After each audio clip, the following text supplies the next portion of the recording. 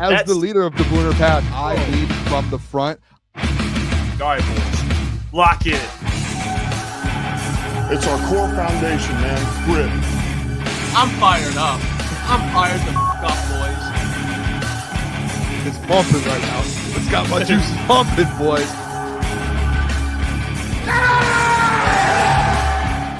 Welcome to Crunch Time Sports. Today, we got Jeff, Booner, Gentry, and Caleb filling in. Hey, what's going on? Coming in. He's ready to go. We got the doc today, by the way. This is just Caleb's first ever Doc Wednesday, which, you know. I'm excited. I'm excited. Doc can talk. All right, we make a joke. Doc pays the bills on Wednesdays because that man knows how to give opinion. That's why we love him so much. I mean, I'm pumped to talk to the doc this week. Calm down, crowd's loud. Yeah, there's a lot of great stuff to talk to him about. He'll be joining us 8:45 for those who typically don't tune in. 8:45, he'll join pretty much for most of the show. We have some things we want to get to later in the show.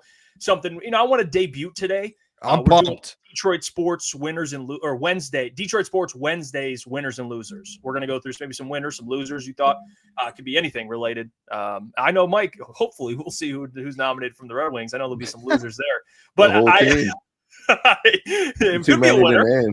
Could be a winner. Could be a winner too. But yeah, lots to get to today. I see Mo Siders out there with the burner just cooking people. I didn't know that was a fake account. Me either. I think that's actually him. I think it's him. No. I think Unk's just over here trying to gaslight us, and it's not. I'm interested. It looks like his account. It's actually impressive. Whoever runs that account has been doing that for like 3 years or however many years he's been in the league, and no one or people still fall for it year after year after year. Does he have a Twitter? No, he doesn't. They retweet things perfectly like it's Mo. Like dude, everything they do is like that's Mo. It's an official burner. That person's been practicing. It's not his first time around the block. Yeah, got me today. I'm not gonna lie. When Boone sent that, it got me. I was like, I was sitting there like, yeah, me too, dude. I saw the tweet and I was like, oh, here we go. Things are about to happen. Like if Mo Siders tweeting stuff out about the coaching staff, all right, we've got a problem here. And then Mike comes down and ruins the fun. He's like, guys, that's not his Twitter. I'm like, oh. You should have played it off, Mike. You should have played it off like it was like. Yeah, that's him. That's crazy. I would believe this. Just let Jeff go crazy on the show. Get his narratives going. Yeah, just let me spew BS. Hey, I'll tell you, it might be some disarray going on with the Red Wings. All right, I actually just had my stepdad reach out to me. He's like, "What's going on with the Red Wings?" So it seems to be a pretty big storyline here. But another big storyline that happened today. Some people won some money off it. Me and Boone checked that out. Hey, some people cashed out betting Tarik Skubal to win the Cy Young Award. Today it was official. Caleb, what? I know. Hey, listen, Caleb. We know you're a diehard Tigers fan. All right. What do you make of it? How big is this? How significant is this? Tarik Skubal winning the award. Well, it's really significant because that's, finding an ace is the hardest part of a rebuild, and they did it. They have the best pitcher in baseball. But first, I'll start off saying this. A.J. Hinch got absolutely screwed not winning AL Manager of the Year. I get it. Stephen Vogt, took the Guardians to the playoffs in his first year as the manager. But what A.J. Hinch did for the Tigers, there is no Detroit Tigers playoff run like they had without A.J. Hinch. But yeah, back to Tarik Skubal. The Tigers found their ace. They found their Justin Verlander. They found their Max Scherzer. This is huge because, this right here kind of starts everything for the Tigers. When you have a guy, you could go out there every 5 days and you're expected to win. That's huge. And he was the best pitcher in baseball all year, and I think he will continue to do that for the next couple of years. He was unbelievable. Look at that. We put the graphic out on our social media. Winning the 2024 AL Cy Young. He's electric, man. Yeah, what a legend, dude. Hey, Chris Illich, pay the man. Pay the man. Seriously, what I don't like, and this isn't negative towards the Tigers. It is, but it isn't. Just pay the money. Like, I don't care if it's like the most expensive contract of all time for a pitcher. Like what he just did for you this last year, he just won the Cy Young. You didn't trade him at the trade deadline. I think it's the most disrespectful thing to get an alert about a week ago that they underpay. They under undersold him essentially with the contract. Like they put a contract on the table for him, and it was like the most undervalued contract ever. That's a real thing. Yeah. Yes, like they gave him a contract extension, and they said, "Here, let's put this on the table," and it was like not even close to what I guess him and his team want and what he's deserved. So like that is, well, first of all, like I don't like that instantly. And Caleb, I know you're the Tigers guy, but like as an organization, I know they had this run. That irks me instantly because that shows that they don't know what they're doing in the front office. And I know Scott Harris, like very smart, kind of strategic, all of that, but you do not lowball your best player. Like you don't. Like the guy that sets the tone for your locker room, you don't go in there trying to make a fool. Like that's what it looks like to me. It's like you're trying to make a fool of him and his team. Like, wait, we can catch a quick one on him and get some easy money. Like that's a bad look. You go in there and you highball it. You say, hey, we want to give you this much to stay. And then you let him counter and be like, hey, we'll take a little less for the team. Like you don't go in and say, hey, we want to take. Like that's crazy. But congrats to Tarik Skubal. Absolute legend, bro. He dominated this year. I would love to try and get the man on the show. I think I know a way we can do it. I have a plan, and I think I'm going to be able to execute this. I would love to get him on the show. As crazy as that sounds. Chris just had him on. I'm going to hit Chris up. Say, Chris, how do we go about this? Kind of to add on that, I mean, Caleb, you can kind of speak on this more after I say it. If they're not going to pay Tarik Skubal, like Caleb, do you have any confidence in their offseason plans to like go add a third baseman, go add an outfielder? If you're not even going to fork up and pay the Cy Young winner, your best pitcher who just essentially carried you through that whole entire season when you were pitching out of the bullpen and doing all types of stuff, AJ Hinch working his magic. Like if you're not even going to pay him, how are you going to how is your fan base going to be confident in you to pay someone in the offseason to actually make this team better? You know, hey, Caleb, and I want to ask you too, because to Mike's point, I don't know, this was probably a month ago, but it's been like floating around at their offseason. What they expect to do is like short-term, cheaper contracts. Can you expand on that? What the hell is that? So, well, to answer Mike's question, so like about Skubal, it's his agent, Scott Boras. He's it was going to be a tough negotiation. He wants the most money for all his players. He's always been, he's never going to take the first offer. So whatever offer we gave to him, it was never going to be, enough. But, Booner said it, you should have offered him the house. You should have gave him an offer he couldn't refuse. Look, what I think Scott Harris is trying to do, I think he's trying to reinvent the wheel in baseball, and it's just never going to work. In baseball, you have to spend money. That's just the way it goes. It sucks, but you have to do it. I get it. I like that he pays attention to the farm system and players, progressing in the farm system, like guys like Max Clark, Kevin McGonigal, Jackson Jobe just came up. I like it. I like that he's looking to the future, but your team just had one of the best runs in playoff history. You got to go spend some money. You can't reinvent the wheel. You don't have the trust in the fans yet, like Brad Holmes has, to just sit on your hands and not make a move after this run. You got to go. You got to go get someone. And there was a report that just came out. I think Petzold was the one that got to it, that his plan at shortstop. I want you guys to take a guess. It's Trey Sweeney and Javier Baez. I was going to say Javier Baez, I'm sure. That is complete, and no disrespect, Scott, because I'm sure you're a smart guy and ever. That is bullshit. That is bullshit. Javier Baez is the least favorite. He's the most hated man in Detroit sports right now. That is a Detroit athlete, and you're going to trot him out there on shortstop against left-handed pitching. That is bullshit. Sorry for my bad language, but it is. It truly is. He was the worst player in baseball when he was playing, and after a season like that, a magical run like that, you're just gonna put the worst player in baseball at shortstop. I don't care if his hip is fixed. He's not the same Javier Baez. He's not going to be the Cubs Javier Baez anymore. It's just the way it's going to go. But yeah, Scott Harris, stop trying to reinvent the wheel. Go spend some money, and that goes for Chris too, because Chris is the one that has to open his pockets. Yeah, that good old Chris Illich, huh? That's wild. And Trey Sweeney, by the way, didn't he? Well, he took a shit in the playoffs. I mean, I know he had some moments. Yeah, didn't play well. Yeah, he had the play of the year. I mean, he was the play of the year. Yeah, for sure. And real quick, I mean, we got him from. I mean, people want to credit Scott Harris for trading Jack Flaherty for Trey Sweeney and then Lorenzo, who looks really good in the minor leagues. Chris Fetter's the reason that Jack Flaherty turned into Jack Flaherty and the most prized possession at the trade deadline. So Scott Harris really doesn't get any credit for that. I'll just go out and say that. I don't really want to give Scott Harris any credit for what happened last year. And that's no disrespect, Scott. I'm sure you're a great guy. You and Chris, both great guys. But yeah, I mean, you got to go spend some money, man. Have to. Yeah, I saw this, guys, on Twitter, and I want to get your guys' opinion on this. It blew up. It was on Brian Branch. I think it's I want to make sure I know exactly. Brian Branch is the @ I think with like an L for the I. And it blew up. And then Brad Holmes' Bulge commented under it. Shout out to him. Yeah.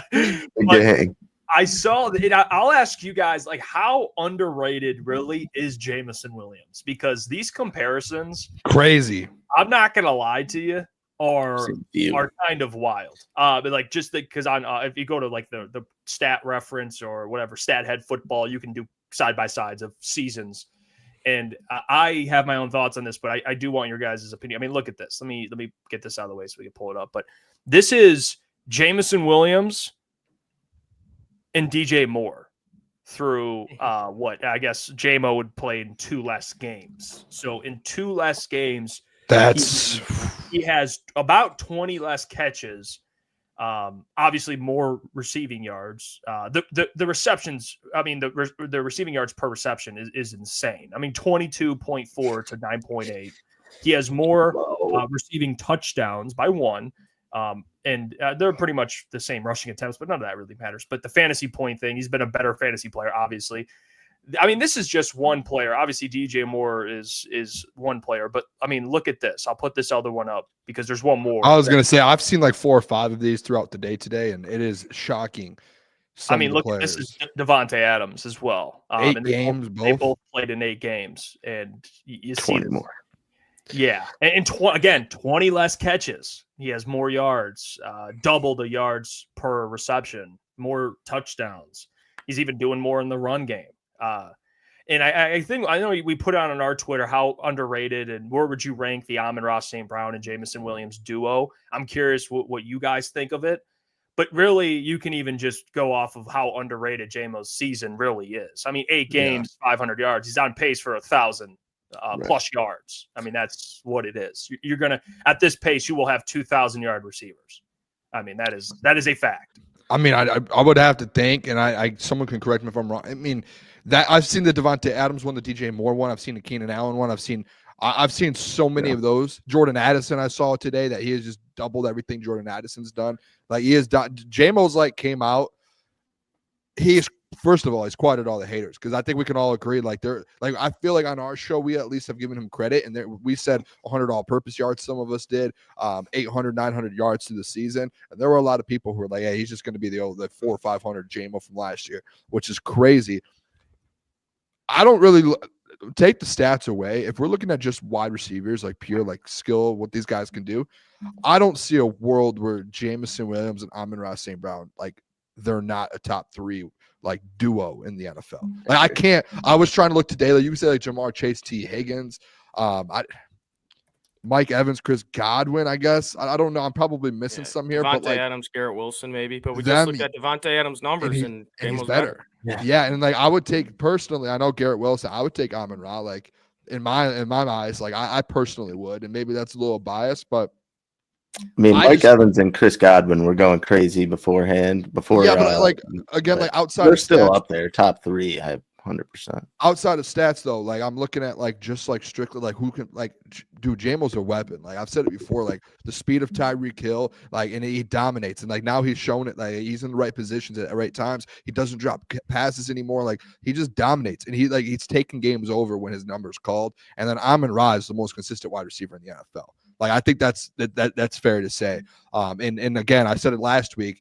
And some people might not have agreed, but like he's going to be an all-pro wide receiver again. Like he's eventually going to end up having the yards. He's already number 2 in 10 touchdowns at like 10 or 11 already, or 9 I think actually. Yeah. And then he's like top 5. Yeah, and he's top 5 in catches. Like he's one of the best wide receivers in the league. And you add J-Mo to it, which is essentially like obviously I don't want to call him a Tarik Hill, because Tyrik's had so many good years, but like that type of player with that speed, it's like who's stopping those two? Like you can't. They're top 3 in the NFL. It's not even close. And if you want to make the argument, I would love to see some people rank them actually, and we can kind of go from there. But I don't think there's a chance. Like Jamo has taken a step forward this year. I don't think a lot of people expected, and top 20 in the NFL. I'll say that he's top 20 right now. I agree as far as top 3 being them as a duo, and I think that can only kind of get better as time goes on, especially Jamo another year with the Lions, and then Amon-Ra. Him and Goff's connection, it's going nowhere, and it seems that after week, it just gets better and better. But we talked all offseason about like Ben Johnson and using Jameson Williams in those effective ways and how he can use him better like going into this year. And I think he's hit on every point as far as that goes. Hitting Jamo in the field or in the middle of the field, getting the ball in his hands in open field and seeing what he can do. He's just insane, man. And I got to give credit to Ben Johnson because there was a lot of question marks around Jamo and how they're going to use him and how he is going to fit in.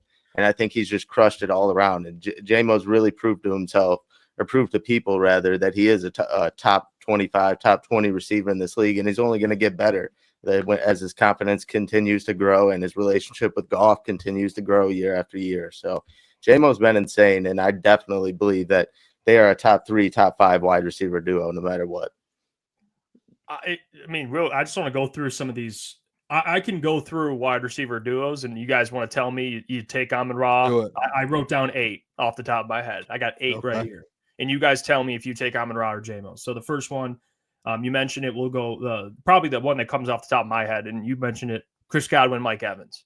You think they're better than those two?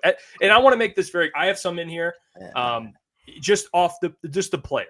Right, like just the 2 players. Who would you have if you were drafting or whatever you want to do, whatever freaking metric you want to use? Chris Godwin, Mike Evans, or Amon-Ra St. Brown and Jameson Williams. Who would you guys take? I'd take the Bucs duo just because Mike Evans has been doing it for so long. And this is how we're going to rank them. We'll find out where they're ranked based on this, basically. Yes or no. Mike Evans has had like 1,000 yards every goddamn season. Yeah. About to break his streak this year. Good. And Chris Godwin was going insane before his injury this year. So I mean, I think all that's fair. So we all agree we would go Bucs. We'll go Bucs. We'll go Bucs. Next one, I got AJ Brown, Devonta Smith. You guys could take AJ Brown, Devonta. I'm taking Amon-Ra, Jamo. I'm going to take the Eagles duo. I forgot about that one. That one might be the best in the league. I made this argument with Klotz last year. I like Amon-Ra over AJ Brown every day. And you think Jamo is better than Devonta Smith? Yeah, I mean, I think they're pretty similar. Like I would put them on the same now. I think Jamo's earned that respect this year. What about you, Mike? I would go Eagles at this point. Personally, I am going to go Eagles at this point. I did forget about that one too, as Caleb said, but that one it's kind of growing closer. I think as time goes on, for sure. What about that's 2. So I'll give another one: Tarik Hill, Jalen Waddle. Amon-Ra and Jamo. I'm going to take Amon-Ra and Jamo. I think Amon-Ra and Jamo as well. I'm going to go Dolphins on that one. No, you can't this year. I mean, that is a close one. That's not bad. I think right now, though, I think you have to go Amon-Ra. Right now, but yeah. But the quarterback play in Miami has been so terrible. But I mean, I'm still taking the Lions. But yeah, based on I get it.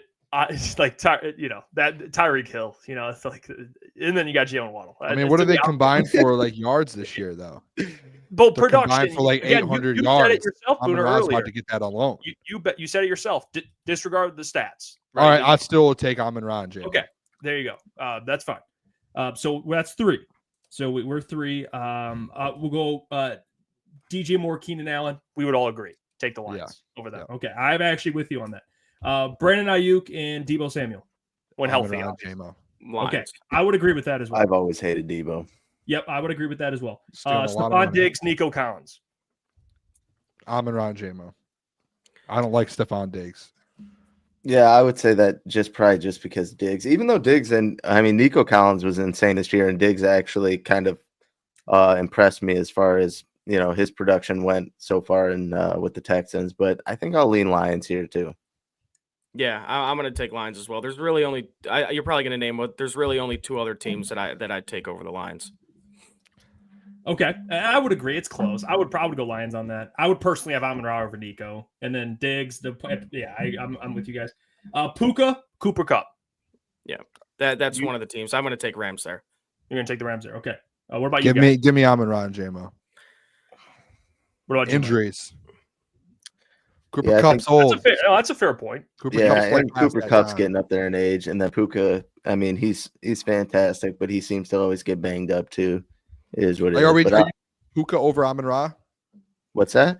Are you taking Puka over Amon-Ra? Then Puka's the number one there now. Yeah, so no, I already said the Lions, but yeah, but are you taking J-Mo over Kupp? Well, it's a duo. Remember, Well, I'm looking at both of them though. Like the number one on the Lions is Amon-Ra. The number one there is Puka.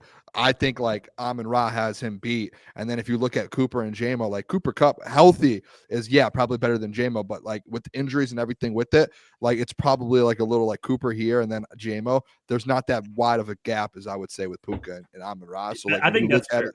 When you look at it put together, the Lions probably just outdo them personally. That's fair. I would take the Lions, but I think that one's close. I don't hate. It's a close one for sure. Yeah, I would go Lions. All right, we'll go this one: T. Higgins, Jahmyr Chase. Bengals. That's when I think I go Bengals. That's my second one above them. That's my second. My so personal. we went through 9. I mean, I think those are like the 9. What about Jordan Addison and Justin? That's Jefferson? another one I was gonna mention. I guess like to your point, are we counting how great their number one is, or are we saying as like a duo? You know what I mean? As a duo, I think you do take that into consideration, right? Or no? Yeah, because like I would go Vikings because it's Justin Jefferson, but it's like Jordan Addison. I don't know. That one would be like right on the edge with me. Yeah, Jordan Addison. So just because of Justin Jefferson, though, because Jordan Addison is not having that good of a year. I mean, Jameson Williams is blowing his numbers out of the water. It's just because of Jettas. So for those who are just tuning in, we're ranking wide receiver duos as it comes. Amon-Ra St. Brown, Jameson Williams. We're going through other wide receiver duos, and so far the ones we named, guys, I would take Chris Godwin, Mike Evans, AJ Brown, Devonta Smith, Tyreek Hill, Jalen Waddle, and Jahmyr Chase and T. Higgins. That would put them at 5. No, wait, that's 1, 2, 3, 4. They're top 5. I think that's their top 5 wide receiver duo. I have them as 3 personally. I have the Bucs and the Bengals above them. I have them above the Dolphins, and above. I think, and then I was the only one on this. I just think they're better than the Eagles wide receiver core. I like Amon-Ra over AJ. Yeah, I think 3 and 4 closer. And I didn't bring up DK and Jackson Smith-Njigba. Personally, I would take the Lions over them. Yeah. I think DK is really good, but I think doing really well too past couple weeks. Yeah, but I would personally take those over. So top 5. I have them top 5. Booner, you said top 3. You guys probably same range, I would assume. Yeah, I think I had 4, but so but guys, this is what the Lions have. And if I'm telling you right now, if you factor in Sam Laporta, we're talking about, and the running backs, hell, we'll take the whole offense, best offense. The offense as a whole is number 1. Absolutely. And just the weapons, I would take them. I would say number 1 with running backs, wide receivers, tight ends. They are number 1 to me, based on what they have. So it is crazy. I think he is having kind of a quietly really, really good season. Like, honestly, I think for him, people expected him, which, people was, well, he's just a speedster. And like the dude's going to put up probably the amount of yards that Devonta Smith will. Like Devonta last year had 1,100, 1,000 maybe. Like, to your point, Booner, he's going to put that production up this year. He's going to put up 1,000 yards. He's putting up wide receiver 2 numbers with Sam Laporta having a down year, which, like, if you would have told me before the season, if Sam Laporta goes down or he's banged up all year, he doesn't quite look the same, and J-Mo would absorb that production, I would be like, okay, but I got to see it. Well, we're seeing it right now, guys. Like, he's stepped up in that role, and he's been fine. I think with J-Mo, like, it's been very clear. Like, there was a lot of questions on if he can be wide receiver number 2. Like, we've all had those conversations over the last 12 months, and I think like the only knock on J-Mo was the 2-game suspension this year.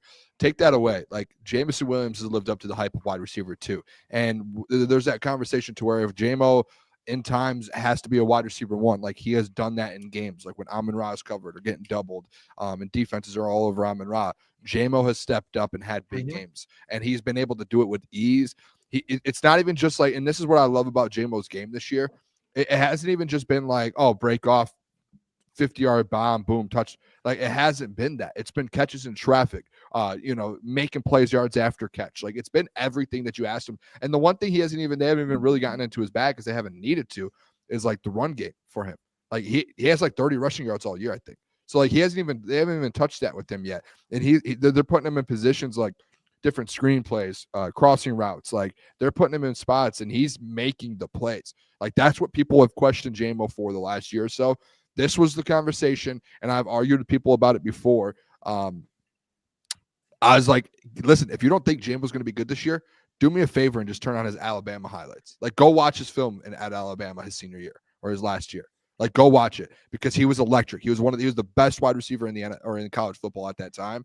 And all he had to do was just show a little bit of it this year. And like, he has been doing that. Like what he looked like at Alabama, that's what he looks like right now. And he has been dominating doing that. So like, listen, like it's that easy. Like Jamo is your wide receiver too. If Amon-Ra has a bad game, like you can trust him to go out there and dominate. So yeah, Jamo's been good, fellas. I'm in on him. Yeah. Dude's elite. I mean, I know that was a big skepticism, guys. The hands, like, and you look at the receptions, like, I mean, when Jared and him, that you could tell that they've been working hard because you don't see like the plays you saw prior where it's like Jamo's open, drop or something. Like, dude, he's making like tough catches. Like these are the one against the Texans, like that, getting sandwiched in between two defenders. Like the hands have improved. They have. Yeah. And he's only going to get better, like you guys said, because, like, I mean, like, watch last year, for example. Like, he would only play, like, 25-30% of the snaps, and all he was just running go routes. And every Lions fan was like, can we see this guy run a crosser? Can we see this guy try to make a move on a receiver? This year, if you look at the charts, his route tree is expanded a ton. Yep. And that's the sign of a great boundary receiver, that he's just not a home run ball guy. Like he could beat man coverage. He could find open spots in the zone. He's a great receiver, and him and Amon-Ra St. Brown complement each other so well. I mean, Dan Campbell spoke about the running back duo. We didn't even get to them yet because, guys, I have a graphic to show you here after I play this about what the Colts are allowing.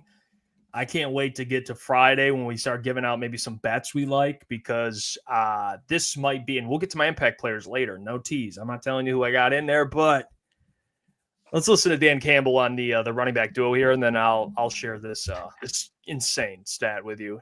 Here's Dan Campbell on the running back duo. He's made Gibbs better. I think Gibbs has helped him too. And when you have that, and you have that competition, you have that love for one another, just the whole thing. I mean, we to me, they're the perfect combination. It didn't come any better, in my opinion. You got everything you need out of those two players, run or pass game.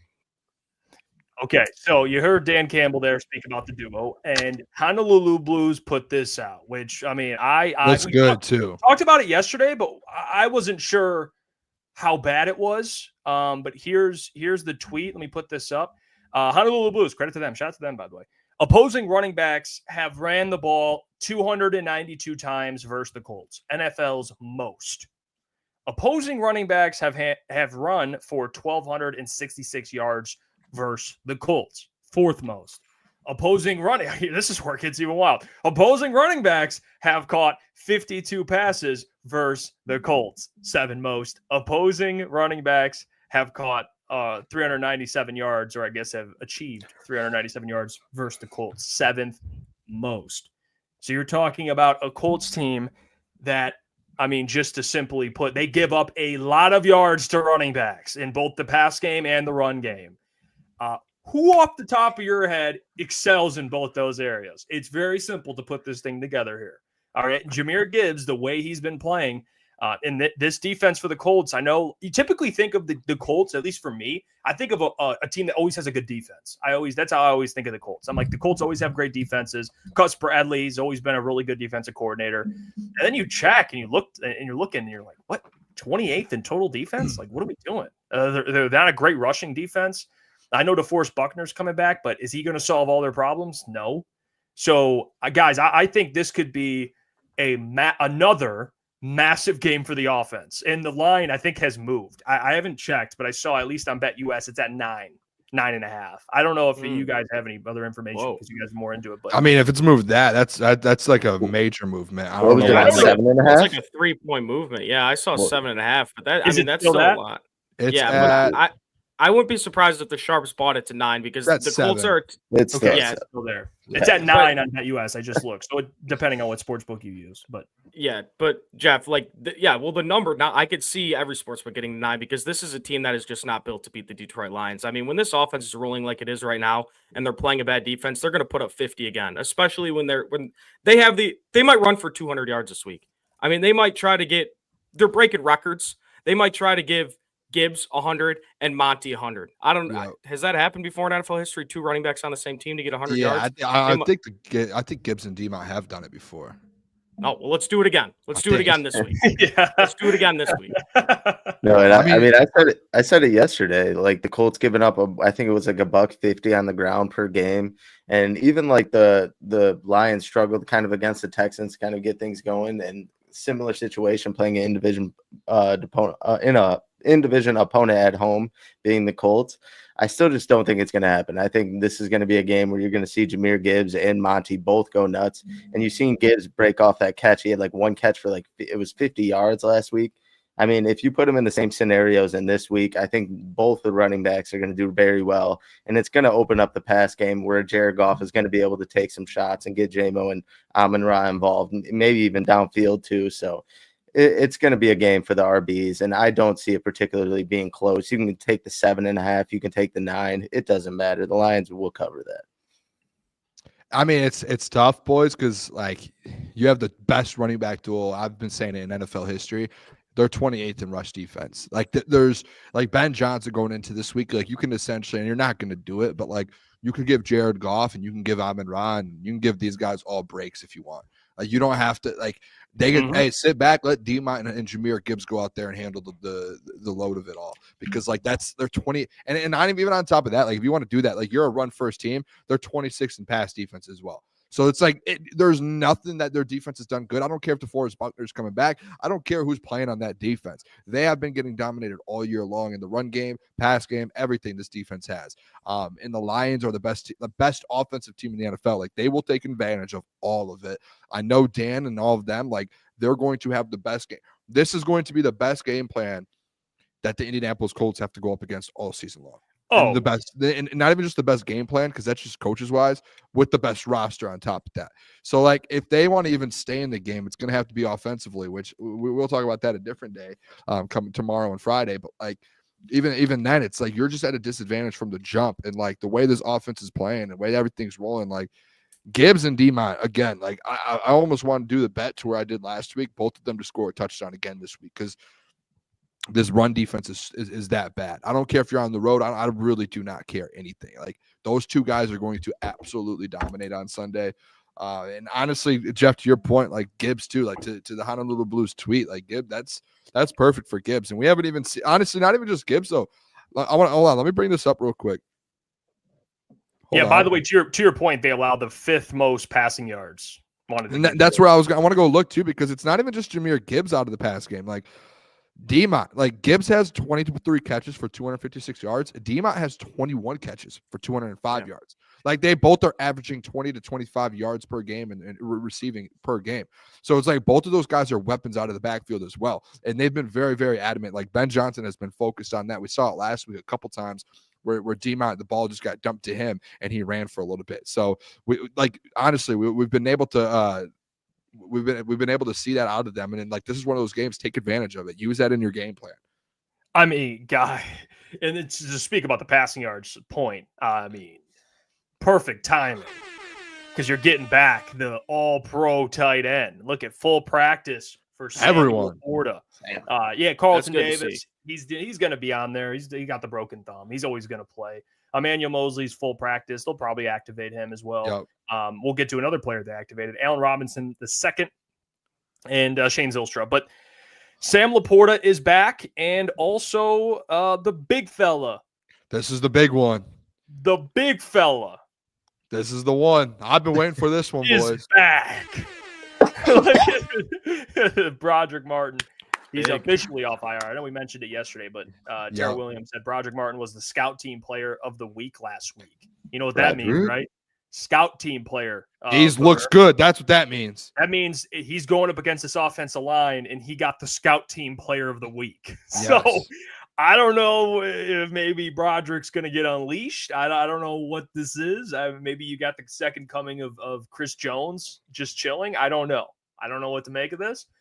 But Tara Williams saying the man won a freaking award for the scout team. I mean, it must be great news. I don't know.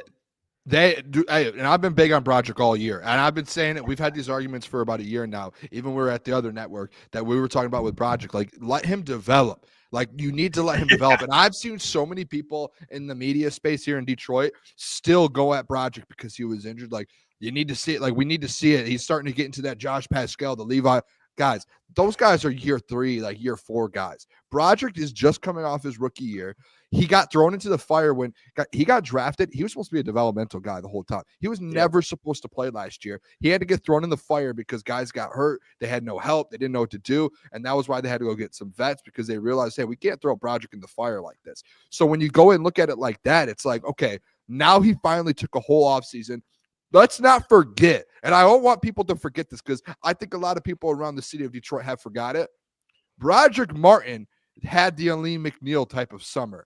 He went and got his diet right. He got his offseason like training correct. He locked in as an actual, like a legit professional athlete.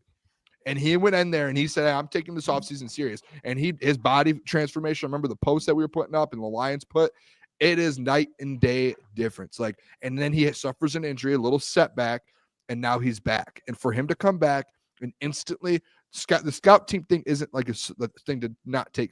The man's going up against the ones. It's not a fluke, Boone. He's going up against the ones. This isn't him and scout team going up against the 2s and the 3s. No, he's going up against the ones. Frank Ragnow, Taylor Decker, Graham Glasgow, Panay, Kevin Zeitler. That whole offensive line, that's who Broderick was going up against last week when he won that award. So he is legit. He is back. Now the snap count, we can figure that out later. And I want to make it too clear for people.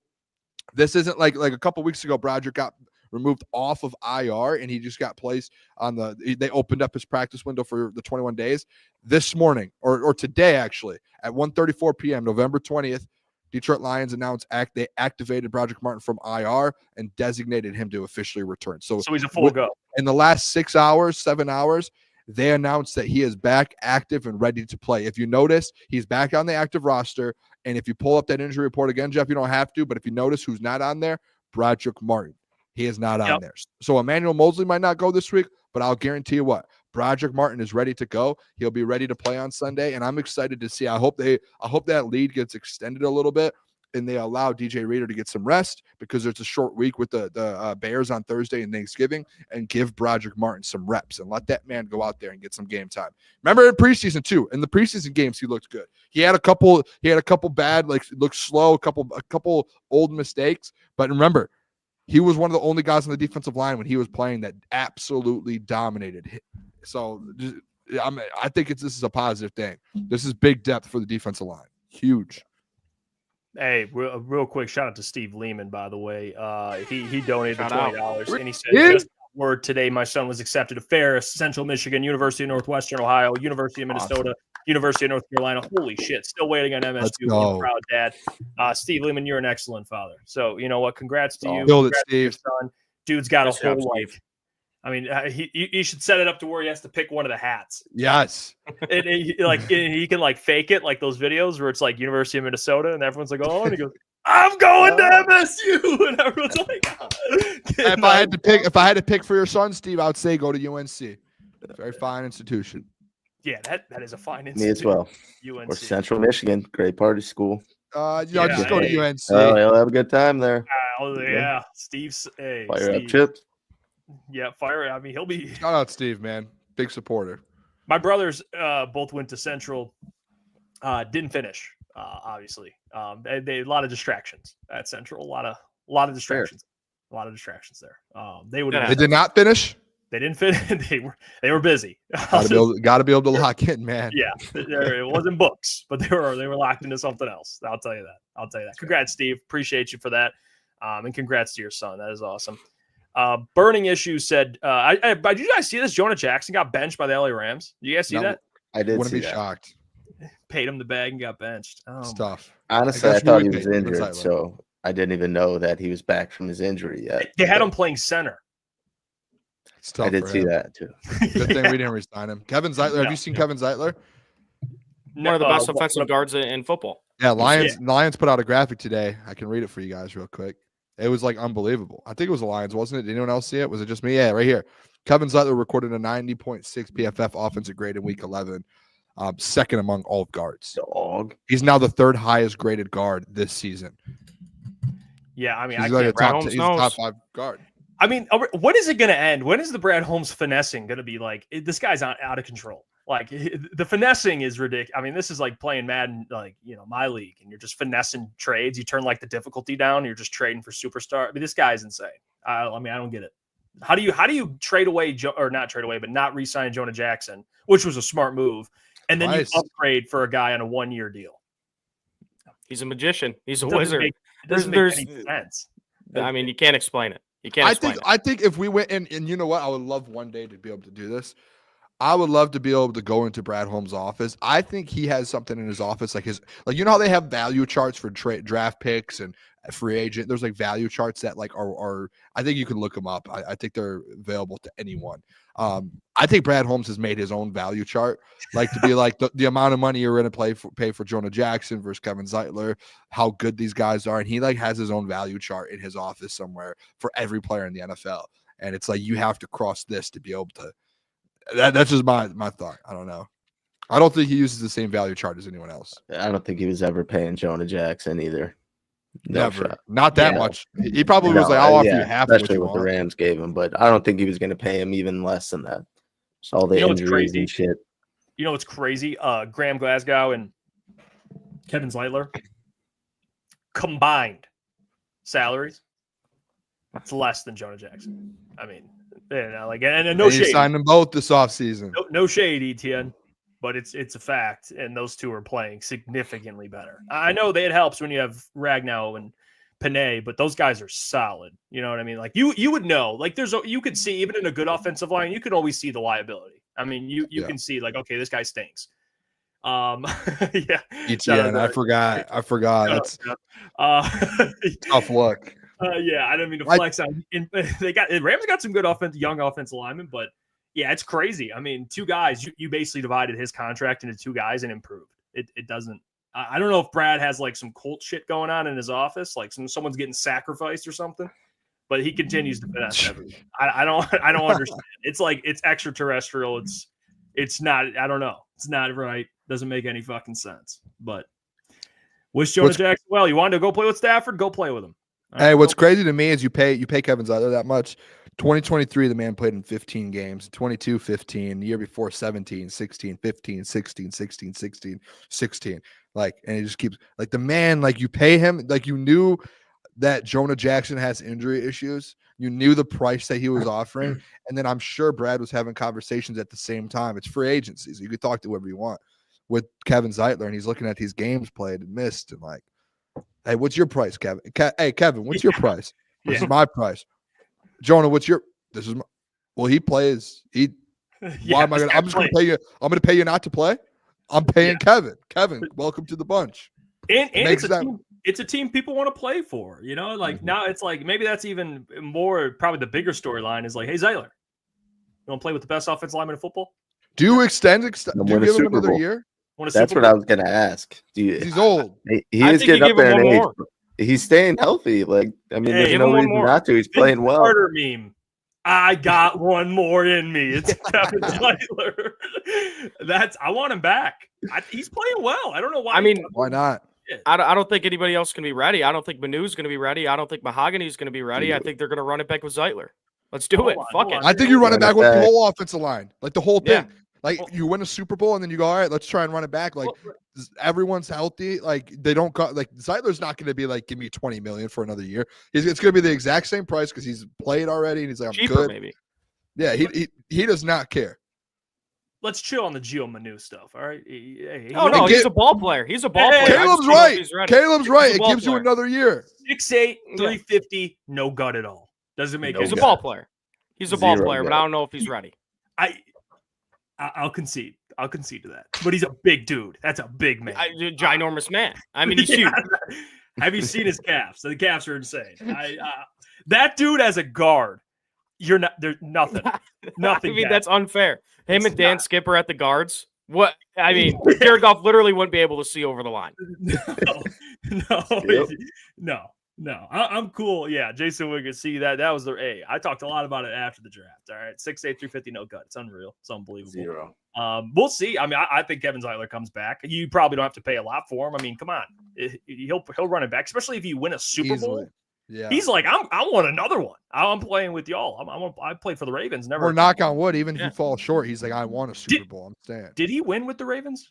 Was he there? I can check. He wasn't there that long, right? I can't remember off the top of my head. I don't know how long he's with the Ravens. I don't know if he won one but that kind of goes for every veteran in the NFL, every veteran free agent. This is a free agent destination now. Players are going to want to come here and be in this culture and win a Super Bowl. He has not won a Super Bowl. Oh, yeah. Win one, bring him back. Yeah, bring it back. Run it back. Yeah, he got to Baltimore in 21. So I wonder what's happening with Frank. That I think his extension will probably be like one of the biggest announcements. Do you want me to be honest with you? Well, because of the skepticism people have with him even playing more football. You know, like that's why I think Frank what has he got? He has a potential out in 2025. He has 2 years left essentially. If they opt in, which I'm sure they'll opt in, his cap hit is $14 million and $15 million. So you're probably going to say, "Yep, we'll do it." So next year's final year. Next year is his final 2026. So he has 2 more years. Got it. Yeah. So he's already it's a long deal. But I've been very, very clear with this, and I think we had the conversation back in January when the Lions lost, and you remember everyone was questioning, is he going to retire? And there was zero chance, like last year, that he was ever going to retire. Like he was not going to go through last season with that injury, like, and the pain in his foot and all of that, and just fall short, a game short after going from what he's gone through with the Detroit Lions and hang it up. So for me, is if this I hate to say this, like, and I love Frank Ragnow. If the Detroit Lions win a Super Bowl in February, I truly believe Frank Ragnow hangs it up. Like, he has gone through all these injuries, and he has given the city of Detroit everything. First team All-Pro. He's the best center in the NFL. He has gone through so many injuries, though. And in the foot situation, the toe situation, he is playing through, like, it's tough for him. Like, I think it's very well known. I don't know how it is this year for him, if it's gotten a lot better, but he had that thing with his foot, and it's unrepairable. Like, they haven't been able to repair it. So I think he's came back to go get one Super Bowl. And if they don't get it this year, guess what? He's going to run it back next year. Like, I don't think it's a situation, but I think once he does get that Super Bowl, I think that's when he says, "Hey, I've done my job here. Like, this is what I came to Detroit to do." And he's literally been the best in the NFL at his job. Once he wins that Super Bowl, that's his like goodbye tour, and we'll see him in Woodward Avenue for the Super Bowl parade, and we might never see him again unless you're out on Saint Lake Clair or whatever it's Lake. There you go. We got where you're going. Whatever it is, he's out there fishing. Yep. Not familiar but I wonder, you win a Super Bowl, you don't think Frank's going? The injuries, dude. Two of them things. Nah, maybe. I think there's it's a 50-50 chance. I would lean on the edge personally, and we could ask the doc this tonight too. I would lean on the edge that Frank's like I feel like after last year he suffered the toe thing and he was like unrepairable, where he's like, I don't want to play. Like, this is tough. Like, he was sitting out of practices, like, this is tough. And then once you lose the NFC Championship game, you're like, I have to come back. I need a Super Bowl. So I don't know. I would lean towards he retires if they win. Well, let's bring in the man that would know this information better than we would. You guys know who it is. It's Wednesday, which means we bring on our very, very good friend. This is Caleb's first Wednesday with the doc. It's quite the experience. You know, the doc, he's our good friend. I'm excited. He's an opinionated man. That's why I love him. And you guys, if you don't know, if you're just tuning in for the first time, John covers the Detroit Lions, does a great job, Sports Illustrated. You can check it out, Detroit Lions on Sports Illustrated. And he does his own podcast, which you guys can listen to more of John if you want to listen to more of John after this. Lone Wolves Podcast, Detroit Sports Podcast. Please welcome to the show. And as always, it's brought to you guys by BetUS, Mr. John Maakaron. John, how you doing, my friend? Fellas, thank you so much. Chat, thank you. I definitely enjoy those that say, hey, I got to make sure I plan the calendar right when the doc comes on. That makes me feel good. Thank you, guys. It's great. 9-1 football team and What a great day. Tarik Skubal wins unanimously the Cy Young. Man, it's a good time to be a Detroit sports fan, man. The Lions are rolling. They are curb stomping NFL teams 52-6. A couple times now this season, scoring 50 points. That's kind of something to really take stock of. The NFL teams don't do this regularly. And please enjoy this run. A 9-1 Lions team, man. This is exciting as hell. This is crazy. All the hype surrounding this Detroit Lions football team. Yeah, I mean, John, we had the luxury of being at a bar on Sunday. We'll be at another one this week. We'll get to that later. But we were in downtown New Baltimore at Naps, and we're watching the game. And we're thinking, I mean, the game's over at halftime, Doc. It was over, like, essentially late in the second quarter. Lions are 9-1. They are Super Bowl favorites officially. You saw the Chiefs lose. What do you make of the NFC right now and kind of where the Lions are? And really, I want your take on the AFC, because it seems like that's the biggest convo. The Ravens dropped one. At first it was the Ravens that will be matching up with the Lions. Chiefs, now they lost. Now the Bills have arrived.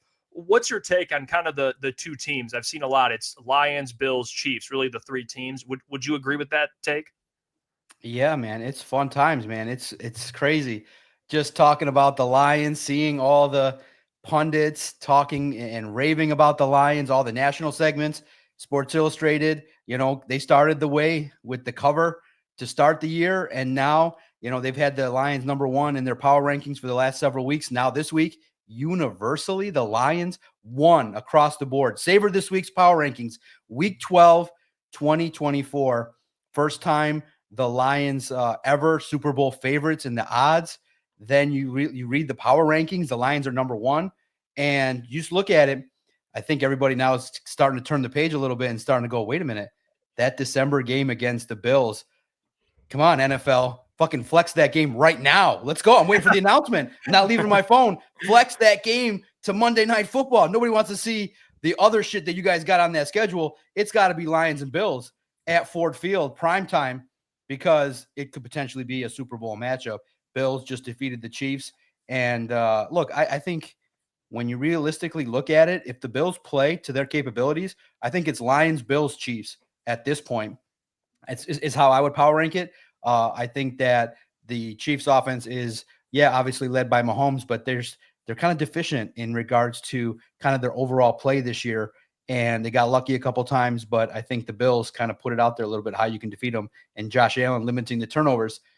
Man, I'm excited. I'm excited for Lions Bills, no doubt about it. But right now, Lions are playing the best football with the most competitive roster and a football team that's hungry and gritty to try and win the Super Bowl, man. It's great to see 9-1, 8 straight wins, man. It's really crazy. And that's right. Cheers to 9-1. Let's drink to that, because I think everybody's enjoying it with the talk of the Lions, just being around this football team, talking to Dan Campbell every day.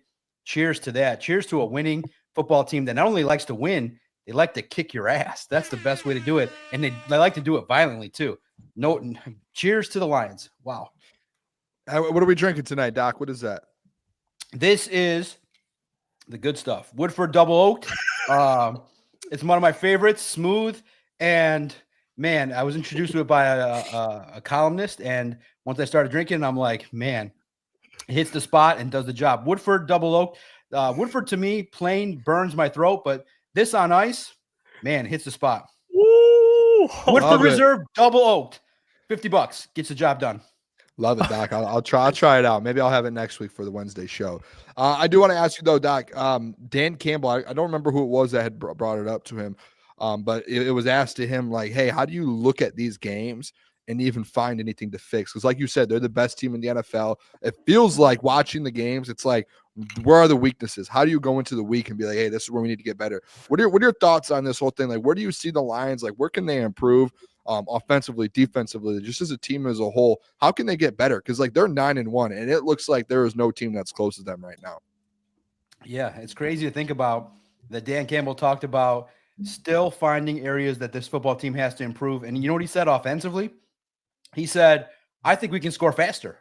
He thinks this football team can score and get into the end zone faster, and is looking at it from the perspective of, hey, let's be quick strike. Let's make plays, move the football down the field.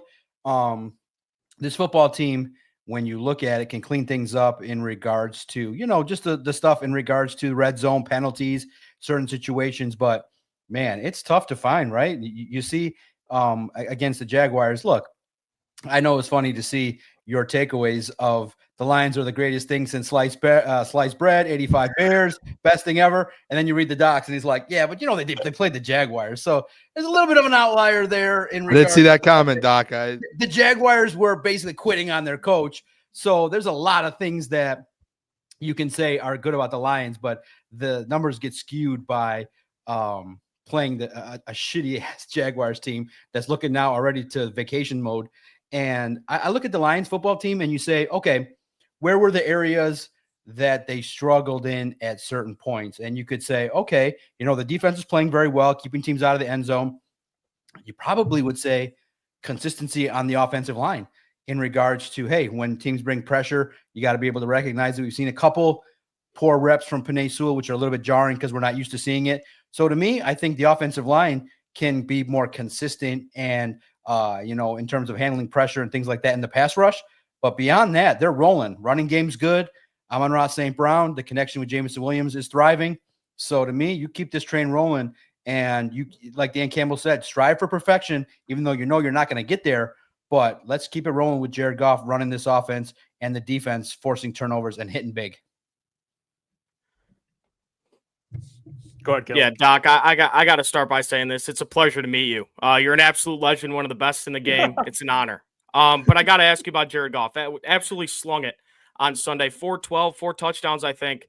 What do you think about the comments Nick Wright made saying he was a civilian and you can't win a Super Bowl with a civilian at quarterback? Yeah. Look, there's always going to be some people that, from the outside that'll look at it and say, okay, there's a limitation that Jared Goff has that, he's not as mobile or in the face of pressure. And they still harken back to on the biggest stage, he scored 3 points. I mean, people have seen this before. They've seen Jared Goff lead a team, with the Rams and have great success. And thank you for the compliments. I really appreciate it. You're doing great work and really good addition when I saw what CT did here and brought you along. So keep it going. And remember, number one thing I tell people is just keep doing your thing and good things will happen. And clearly they saw your talents and keep it going, especially covering the Pistons, Tigers, all that fun stuff. I can't wait to see what you bring to the table. This football team, you look at it with Jared Goff, and there's always this fascination. And I am kind of the same way. When you look at quarterbacks, you kind of you romanticize about the guy like a Tom Brady, where no matter what happened, he'd just find receivers and just would will a team to win no matter what, like a Mahomes. And I've always wanted that special, hey, no matter what happens, give him C-level talent and he'll just rise above and everybody will just pick you to win the Super Bowl because of you. But look, Jared Goff really showcases the value of having a great team around him. And Ben Johnson has really set the table in regards to, hey, if you take a quarterback, give him a good offensive line, give him good weapons, have a system in place that highlights the strengths of your quarterback, there's no way you can call Jared Goff civilian. It's an insult, it's disrespectful, and it's just basically saying that he needs everything perfect around him to succeed. Now, I get that take. I can understand where somebody would say that. But at the same token, you still got to go out there and execute. You still got to have the ability to make plays and find your targets and be accurate and deliver the football and extend plays. And Jared Goff's doing a little bit better. And guys, here's where I was wrong. I thought Jared Goff peaked 2 years ago. I thought that was pretty much it. You don't typically see quarterbacks after 7-8 years in the league continue to get better. Goff did that. He did the work. He's getting better in this system. And he's making better throws. He's throwing the ball in the dirt when there's mistakes. When there's a play that just doesn't look right, he's just throwing in the dirt, move on to the next play. He's able to rebound and able to run this offense. So, look, you're never going to win style points with Jared Goff. He's never going to be viewed like a Mahomes or a Lamar Jackson and probably won't win the MVP because it's a popularity vote. But you cannot say that Jared Goff is a civilian quarterback. He's a leader. He's a pure pocket passer, and he's excelling, and he's making the game look fun, and he's playing, you can't say that after a 158.3 passer rating. He's playing the game at the highest level that you can play, and it's fun to watch up close. Yeah, Doc. I mean, speaking of, I guess, electric, you mentioned Jared Goff. Well, he's playing another 2 wide receivers that are playing very well. Now that Jamo's back and you see Amon St. Brown and Jameson Williams and really them starting to thrive together, both at 100 yards against the Jags. I understand it's the Jags, but just Jamo's season in perspective and how well he's played. I've seen things trending. We talked about it earlier, them comparing him to other really good wide receivers. He's on pace for 1,000 yards. What do you make of just Jamo this season? How kind of under the radar he's been, I guess, nationally. He's putting up great numbers, John. And what do you make of the duo now with Amon-Ra St. Brown? They're going to have 2,000-yard receivers, it looks like, at this point. How do you think those two stack up amongst some of the great wide receiver duos in the league? Yeah, it's a beautiful mix, right? You look at it, Amon-Ra St. Brown, cerebral, great route runner, very reliable, and Jamo, the home run threat. Look, here's the best thing about Jamo is that now he's getting to be, and the goal for him was to be the number 2 receiver. And you're seeing that. He's the number 2 target. He's involved in a lot of plays. And Ben Johnson just knows exactly when to pull the trigger on a great route where Jameson Williams can get the football and scamper to the end zone. So his season's been good. I mean, obviously the suspension that hit there was a little setback, but he's come back and handled business. And also, too, check out Lions on SI, as Christian did a great film review. Typically, he likes to pick his own thing and watch it. And not only are the receivers great in regards to receiving, knowing where they need to be, crisp route running, great play calling by Ben Johnson, but they're willing to block and be nasty. And Dan Campbell said it. Ben Johnson said it. And Jameson Williams told us, no block, no rock. And go check out Christian's film review. You'll see Tim Patrick, St. Brown, Jamo blocking, and it's a wide receiving group that's gritty, that's also mixing in grittiness with their talent, and it's great to see, man. I think that they stack up very well, and it's a perfect mix. You got the guy that you can get the football to anywhere with, I think this was 11 consecutive passes now, the new streak with Goff and St. Brown. It's like a security blanket. Goff knows that, hey, St. Brown's number 1. He's most reliable. He's the best, but Jameson Williams is emerging, and he's earning the stripes as being the number 2 right now. And it's good to see because Jamo's confident. He's blocking. He's playing well, and he's flying into the end zone and grabbing his nuts and doing his thing and a little bit of pizzazz. Why not? Even though, the old timers will be like, hey, just kind of do your thing. And what do you think about that, Doc? Remember, the reason why people are saying that is half a generation grew up watching Barry just fly into the end zone and just give the football to the official. Never danced, never did his thing. And a lot of people like that. But Jamo's different. And listen, I can understand the celebrations. I can understand all that. The grabbing your nuts thing is a little challenging when you got a nephew that's like, hey, uncle, what's that? And you're like, internet, what do I tell this kid? And luckily you guys helped me out pretty fast. And you said, hey, tell him it's the Marshawn. A lot of you guys were assholes, were like, just tell him he's grabbing his nuts and move on. I'm like, I'm not going to tell him that. I'm going to tell him it's the Marshawn. And of course, the kid's like, yeah, he's doing these nuts in your face. And that's what my nephew likes to see. So it's great. Hey, if you can do it, you get away with it. These nuts, baby. Try and stop the Lions offense. I love that, Dak. And another player that is about to actually over the next couple of weeks going to have a huge kind of resurgence here is Jack Campbell with the Alex Anzalone injury. How are you feeling about that? Do you have confidence in Jack Campbell? I think actually I have brought up to you a couple of weeks ago that it felt like Jack Campbell was taking that step above Alex Anzalone in play-wise and on the field. Maybe not as the leader, but it seems like the next 6 to 8 weeks, it's Alex Anzalone or it's Jack Campbell's defense, green dot, all of that. And it's like his interview to kind of take over that position over the next few years. What are your thoughts on that? And how do you think Jack Campbell will attack that and do with that new role? Yeah, it was crazy. First and foremost, when Zadarius Smith was celebrating a sack, there was 46 dancing. I thought that was really cool to see, kind of loosening up a little bit and doing his thing, earning his stripes there, man. Jack Campbell's played pretty well this last stretch of games. And I think that, you never want to see a guy go down to injury. And, but it's interesting. Alex Anzalone and Derek Barnes, both not with the team right now. And so now it's going to test the depth of this linebackers unit because Campbell and the coaching staff has said the most comfortable they felt depth-wise was at linebacker. So you're without 2 key guys. And Jack Campbell is going to have to now step up again and lead, wear the green dot, and handle the business, make the calls. But he's been prepared to do this. You know what I like about Jack Campbell is he's cerebral. He's a student of the game, very much a serious member of this roster that wants to compete. And you're starting to see him a little bit loosen up and be more of willing to get on that camera and share when he gets a game ball. And it's fun to see. And now I think that this might expedite his development, where he may make mistakes in coverage, may now, like I said, have to deal with what the Colts offense is going to throw at him. But I do think that more often than not, Jack Campbell is going to come out and have good games. You're starting to see his PFF grades rise. He's doing good things. And also, too, don't discount Malcolm Rodriguez, Ben Neiman as well. We'll do some things. And credit to Trevor Nowatzki. I think that he's earning his stripes as well and showcasing that this linebackers unit can benefit from the play of the defensive line. Hey, SVSU, great, by the way. Go ahead. Me and Trevor both had the same degree. There we go. Hey, fellow Cardinal. Doc, we're getting Broderick Martin back this week. That's a big add to this already.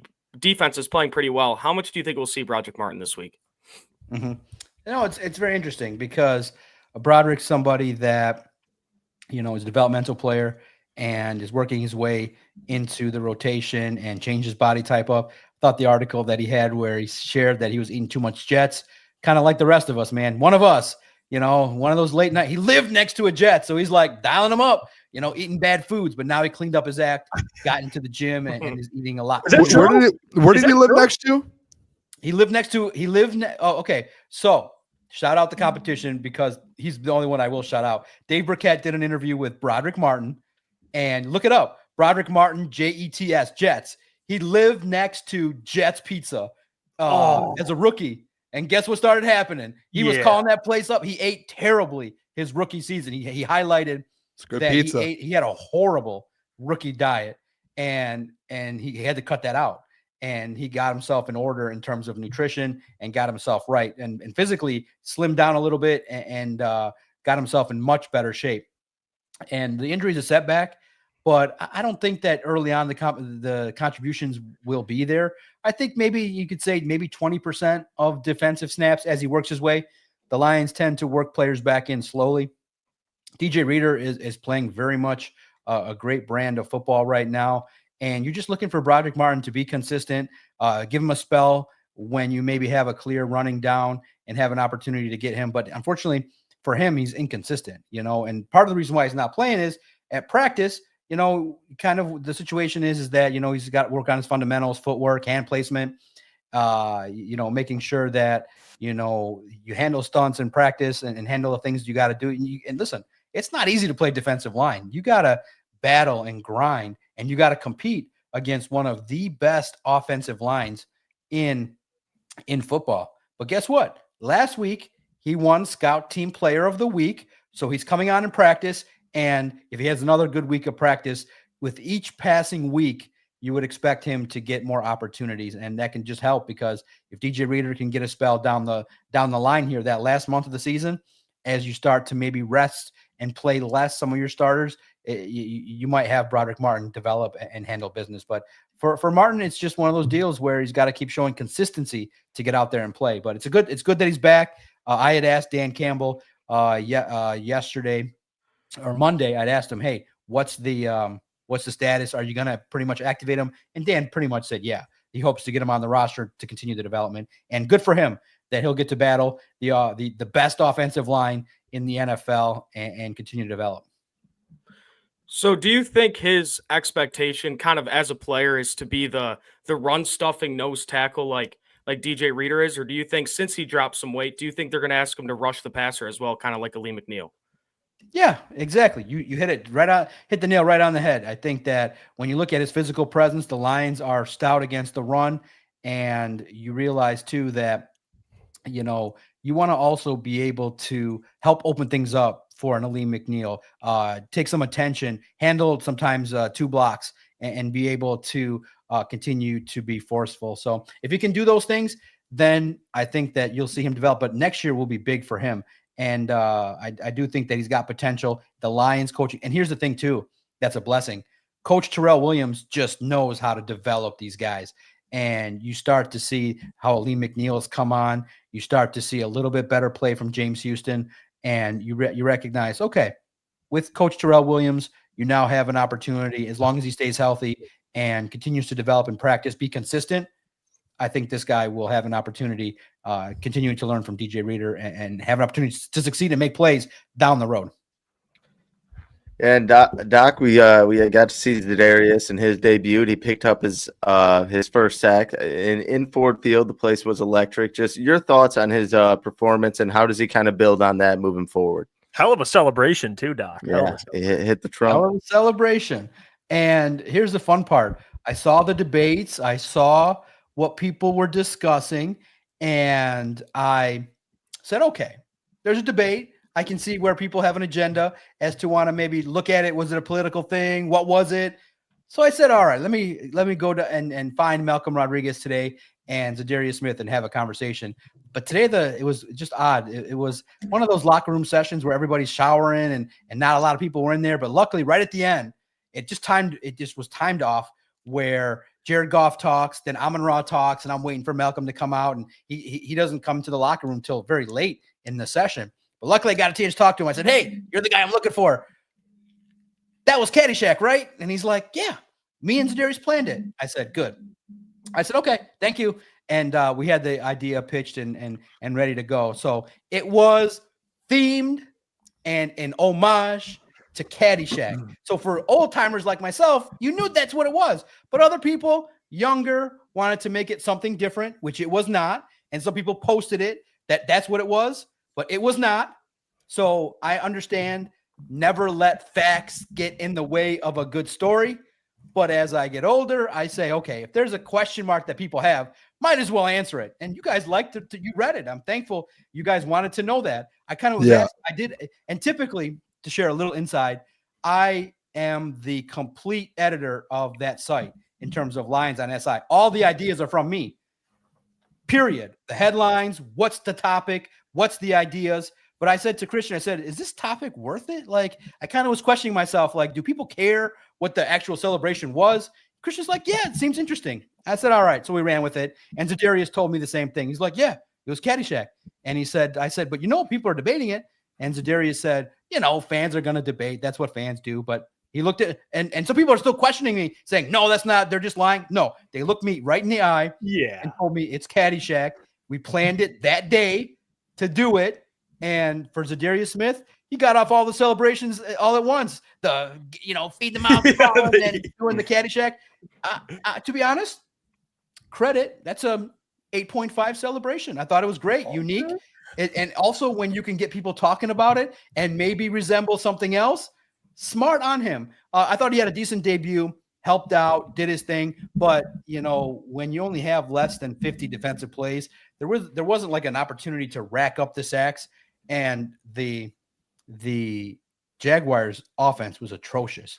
So luckily for Zadarius, he comes out of that game healthy. He's in the mix.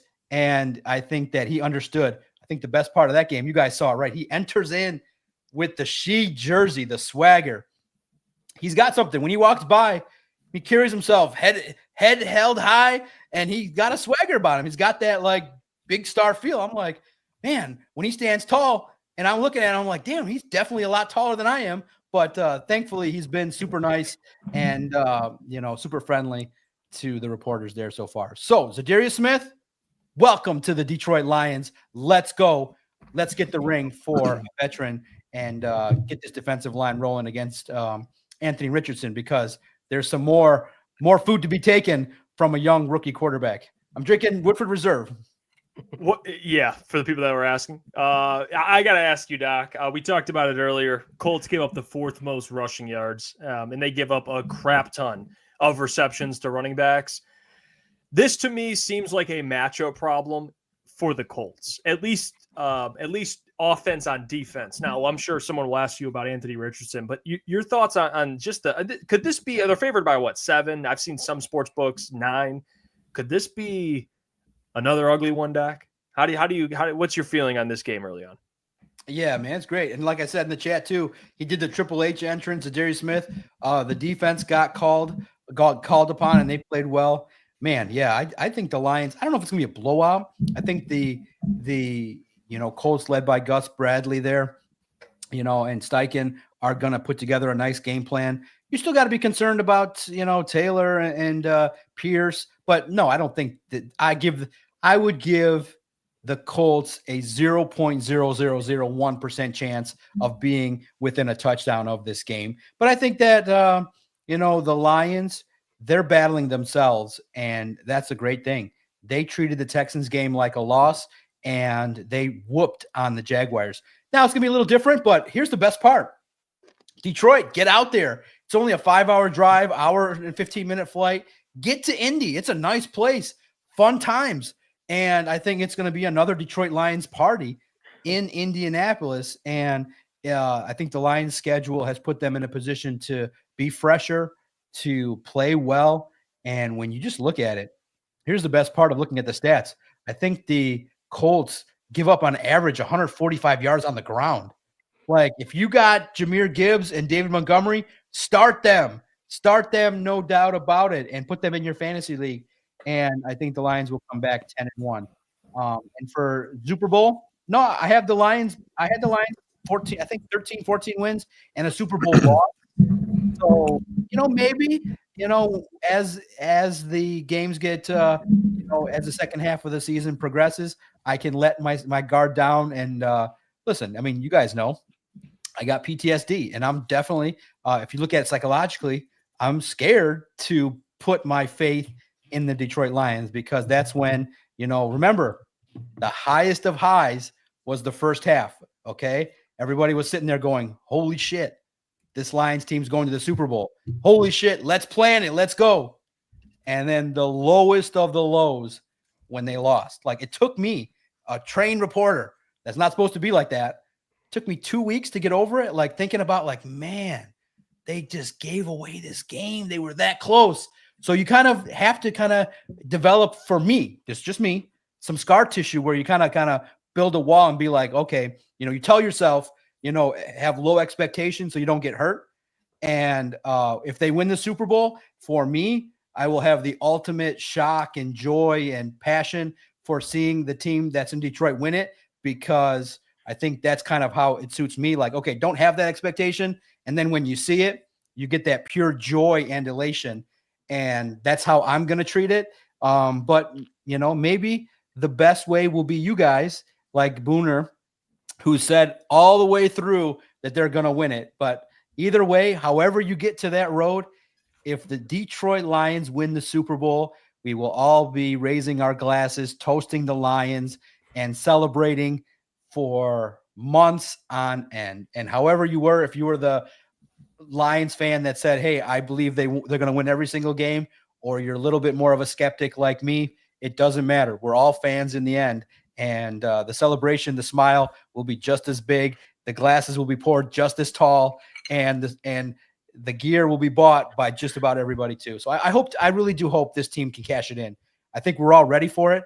And I think everybody's now seeing a football team that can win a Super Bowl, and everybody's kind of bracing themselves, and the belief is now getting stronger. Like, you know what?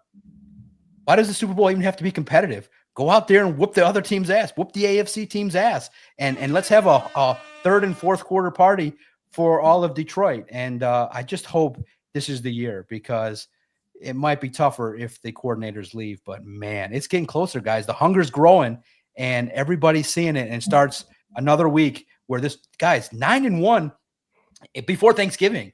It's guaranteed for another winning season. Maybe all the playoff games at Ford Field. All the great things being said, it truly is the best time to be a Lions fan. Everybody deserves it. And here's the best part too. I don't know if you guys are doing it, but I'm doing it.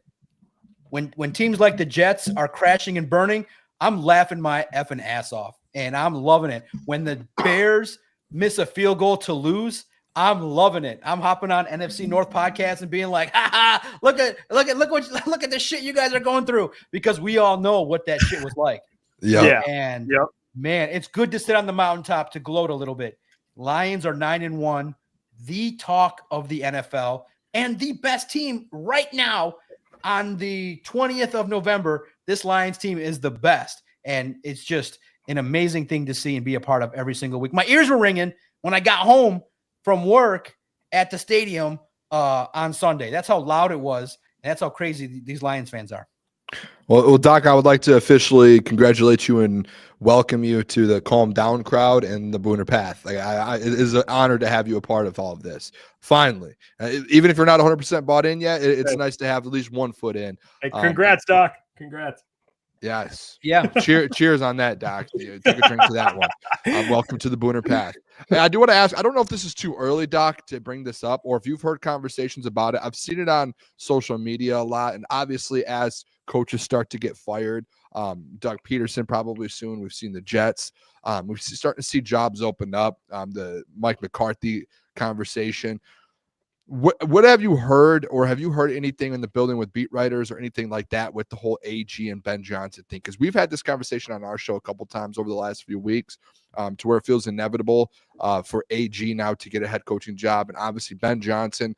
That one's kind of up in the air because you just never know what he will do, because for 2 straight years he's decided to come back instead of taking a head coaching job. First of all, just want to know your thoughts on the situation for both of them, and if you think they both leave. And then second of all, just if you've heard any conversations with them, if they've mentioned it, if beat writers or reporters have mentioned it, and where everything stands with those 2 coaches. Interesting timing of the question that you asked there. You're assuming that when I speak to the beat writers, they're just going to be honest with me and friendly with me and be all nice. You're a great guy, Doc. I would hope they are honest with you. They are. They're nice guys. Okay. But good. Typically, Thankful. I'm a all business guy there. Like I talk about Michigan State a little bit to the guys, and then I just talk shit to them. Like I'll tell them, hey, get your shit on deadline, or I'll make fun of some of the stuff that they write about. So I don't seek information from them because look, in some way, I don't ask them, because I look at it like if they gather that information and they get it and they want to report it, let them report it. You know what I mean? It's kind of like it's kind of like one of those deals where, you maybe ask yourself, are they going to give information freely to the competition? Because there is, technically a competition. Everybody's friendly, everybody's respectful, but it's a healthy competition, among the writers, because information is key and stuff like that. But, we all, reasonably read each other's stuff and pay attention to each other's podcasts for nuggets of information and stuff like that. But for me personally, I'm more business oriented. I just want to go ask the questions. And when the media sessions are done, I get out the door and get back to my office to start typing. I don't hang around. I don't really talk too much to them other than some, kind of the stuff you would assume I'd say to them, like shit talking here and there and joking around. But here's what I could say is the buzz around the coaching staff. If the Lions win the Super Bowl, they're both gone. Clearly, AG and Ben Johnson will be coveted. Teams around the NFL know, okay, Dan Campbell has taught these guys. Dan Campbell has openly said he has in-game game management meetings to teach these guys strategy and talk. AG and Ben Johnson are part of a winning organization that struggled, and they have what you need at first to be able to walk in the door to be an NFL coach. You got to have the ability to relate to players. And for Ben Johnson, his calling card is he took Jared Goff and spent a summer with him saying, what did you like about what you did with the Rams? And built an offense around him. Didn't have to do that. He could have said, hey, you run this offense and you just do what I tell you, like a lot of other teams do. Nope, not Ben Johnson. AG, at the same token, has earned the respect. I would think that the Saints are the perfect landing spot for AG. Culture, he knows the system. He knows everything that goes on there. And I think that being a former DB coach there will allow him. Guys, unfortunately, there is a team in the AFC that starts to fit the criteria of what Ben Johnson would like. All right? And I hate to say it, but the Cincinnati Bengals are a perfect spot for Ben Johnson to take his first job. Patient owners. The team is losing. Joe Burrow, franchise quarterback, playing out of his mind. Just needs a little bit of that winning edge. You bring back Jahmyr Chase on a fat contract. You got your number one. T. Higgins, maybe you can do some things with. And you have a nice young running back there that's developing. And you recognize, all right, you got the best sack artist in the NFL and Trey Hendrickson, it's a good starting point. So if you want Ben Johnson to stay, you better start praying that these Bengals start winning, because that's the spot. I mean, if you're Ben Johnson, Joe Burrow, Ja'Marr Chase, Trey Hendrickson, that's a trio that you can go start your NFL career with.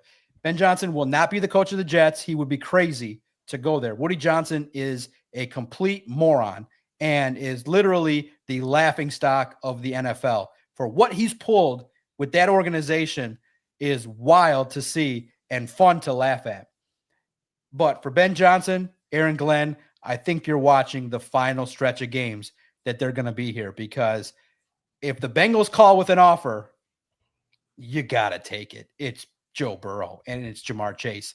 And I think that's the spot. So it'll be fun to talk and see, does Ben Johnson come back if the Lions don't win the Super Bowl? But if the Lions win the Super Bowl, changes to the coaching staff will happen.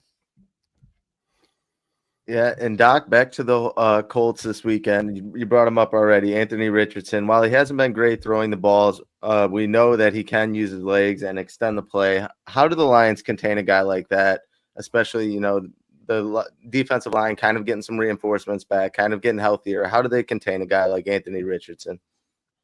Yeah, look, I think that Anthony's really interesting in that he is a physical back. You do got to obviously fundamentally tackle and bring him down. But I don't think his speed is so to the point where his speed outmatches what the Lions can bring to the table. So set your edges, make sure you maintain contain, and make sure that I think that Zadarius Smith and the Lions defensive ends will do some things. Josh Pascal has emerged, and the Lions, you know, their defense is really stout against the run. So the way in which you always do, you want to make sure your rush lanes are sound, good integrity. You don't want him out there scrambling too much. And for Anthony Richardson, I just think that there's that one or two turnovers that are just certainly coming. Maybe this is the game that Terry and Arnold gets that first interception. We keep saying it weekly, but I think some turnovers are there. I just think that Richardson is going to have a tough time with the Lions defense. They're going to try and you know, really do some things to confuse them and do some things to pressure him in a way that will allow him to maybe believe that there's some lanes available that aren't. And maybe Kirby Joseph, I say Kirby Joseph gets one and Terry and Arnold gets one this game. 2 turnovers and the Lions will win. Like it. Pretty comfortably, 28-13, 28-17 in that neighborhood. They handle business and they're able to leave Indy with the win. But Richardson's a unique case, and that probably does deserve to play the rest of the year to see what you got. I think benching him probably was the mistake at that point that they did it. But it's unfortunate because looking back, Joe Flacco wasn't any better. He actually was really worse with the interceptions. So you just let Anthony Richardson develop. He's raw. Like, he's raw. That's scouts, the crazy part of this business is when I started working with the site 6 years ago, I worked with the former NFL scout, and he had some big hits and big misses with his evaluations. But some of the stuff he said, he was not on board with Trey Lance. He called Trey Lance it was fun. He was such a nice guy to talk to because he would tell me the stuff that sounded smart scouting wise, but he just kept repeating it over and over, and he kept just like a one-trick pony kind of thing, and he'd just be like, Trey Lance is a bust, and he said it like 50,000 times. I said, my man, I got it. Trey Lance is a bust, but your shtick is to just go everywhere and say that. I said, I got it. You keep saying it. I get it.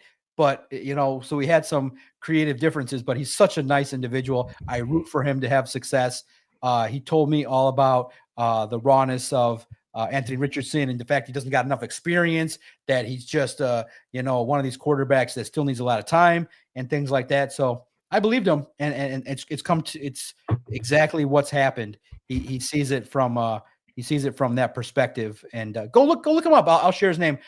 First Round Mock on Twitter. His name is Daniel Kelly, one of the most unique individuals you'll see, in that when he believes something, he's willing to say it 1,000,000 times. He worked on our site, and we went our separate ways, but I root for him a lot. He's a unique individual, hungry in that kind of way, but from a scouting perspective. Daniel Kelly, First Round Mock on Twitter. Give him a follow. I've shouted out his stuff. He's got at least some unique, but he has a big miss with the Lions. I'm not going to share it because we published it, but Big hits, big misses. That's a scouting. That's the scouting world. Big hits, big misses. I want to bring it back to the offense here really quick. You talk about Ben Johnson. First off, I'll say if I see him on another sideline next year, I'm going to be heartbroken. I get it. It's a realistic thing that it could happen. Probably will happen if they win a Super Bowl. I'm going to be heartbroken. But looking at this offense this year, from week 4 on, they've averaged 39 points per game, which is absurd. I'm 22 years old. I've been watching football for about 15 years. Doc, am I crazy to say this is one of the best offenses of all time? Yeah, it's fun to watch, right? Yeah, it's got everything that you would like, right? 2 good running backs. I mean, today it was just like it's fun to be in there when Dan Campbell gets asked some of the questions about the players. He literally sat up there and was like, David Montgomery reminds me of Walter Payton and Earl Campbell. And you're like, these are some of the greats of the game. And you're like, wow. And you just kind of see that historical bridge that Dan Campbell brings from his time working with Parcells and Sean Payton and now running the Lions. It's unbelievable. First of all, let's credit Dan Campbell. Working with Sean Payton, he learned exactly about offensive philosophy, and he blended it with what the genius that is Ben Campbell and his play calling and his memory and his call sheet. So it's a combination, and they work great together. It can be one of these great unions of all time in regards to offensive football. But just look at it; it's just beautiful to watch. To look at it from the perspective of how does great offense work? Well, 1, you build an offensive line. 2, you get 2 distinct running backs that are supremely all-pro talented that can do some things and want to challenge each other. Amazing. David Montgomery, he's pissed, like on a competitive level, that Jahmyr Gibbs is there. But at the same token, it's not to the degree that you're going to treat each other poorly. They're brothers. But every time that David Montgomery's out there, he's running angry. And every time Jahmyr Gibbs is out there, he's running fast. And you got 2 running backs that literally remind everybody of Mark Ingram and Alvin Kamara. Amazing. Sonic and Knuckles running down people's throat. Then you get the reliable receiver in Amon-Ra St. Brown, who's jaded and just wants to show everybody that how in the hell was I a 4th-round pick? It's perfect. Thank you, God, he was a 4th-round pick because it lit a fire under him to every single day feel disrespected to try and get better. And then you got the home run threat in Jameson Williams, the kind of typical wide receiver like a Michael Irvin, where you're like, all right, there's a little bit of that spice in the personality, grabbing his crotch, doing the stuff off the field that's a little unique and attention grabbing. It's just an offense that's clicking on all cylinders. And here's the craziest part. You have literally an all-world tight end that's not being utilized. Injured, up and down, can't get the football because others are eating too. Imagine if this offense also can feature Sam Laporta a little bit more. My goodness, when he develops, that's why I think everybody now, maybe we start talking dynasty. Like I know everybody jokes around when we say sustained success. Yeah. Maybe now you're talking my language. Maybe we're setting our sights too low. Maybe this football team can be like the Cowboys. 2, 3 Super Bowls. Why not? But yes, I think this offense, might dip a little bit at the end because they might rest players down the stretch. But who's to say they can't score 38 points and be the best scoring offense in the world ever of all time? It's great to watch. It's fun to watch. And man, it's fun to see because if you're going to charge people $300, might as well score a shit ton of points. Yeah, I mean that last Doc, you're spot on with the last point. Let me get your score prediction for this for this Sunday. What do you think, Doc? How's it going to go? How's it going to go? Lions are going to run the football down the throats of the Indianapolis Colts. Anthony Richardson, a lot of turnovers. I think the Lions will easily win this game 34-13, 34-17 in that range. They'll make it, in a situation in which I think Jared Goff continues his stellar play. The one thing that maybe you could say could be a concern is, the defense. How does Jack Campbell handle leading the defense? Maybe more points here and there, but I don't see any concern at all about losing this football game. And plus, I think it's going to be another home game. I think that crowd for the Colts is going to sell out and give all the tickets to the Lions fans. And it's going to be a fun afternoon. And hopefully, I love it when games are out of hand by halftime I actually got to watch football. It was crazy. I got to sit there. My game story was pretty much wrapped up. Just had to change the score, but my game story was done by the beginning of the third quarter. I got to watch the fourth quarter, have a good time with it, and relax a little bit. Those are the best kind of games. So I'm hoping it's a sound, 10 to 17 point victory. There you go. Hey, Doc, we love you. We appreciate you. Hey, guys, please go check out the Doc stuff. He's absolutely crushing it. You know what? To us, Doc, you are the best in the city. I don't give a shit what anyone says. All right. Put some respect on Doc's name. All right. He's killing it. Check the numbers. All right. Check the numbers. They'll do the talking, Doc. All right. They'll do the talking. Don't you worry. But we'll get you on next. Make sure to please visit Lions on SI.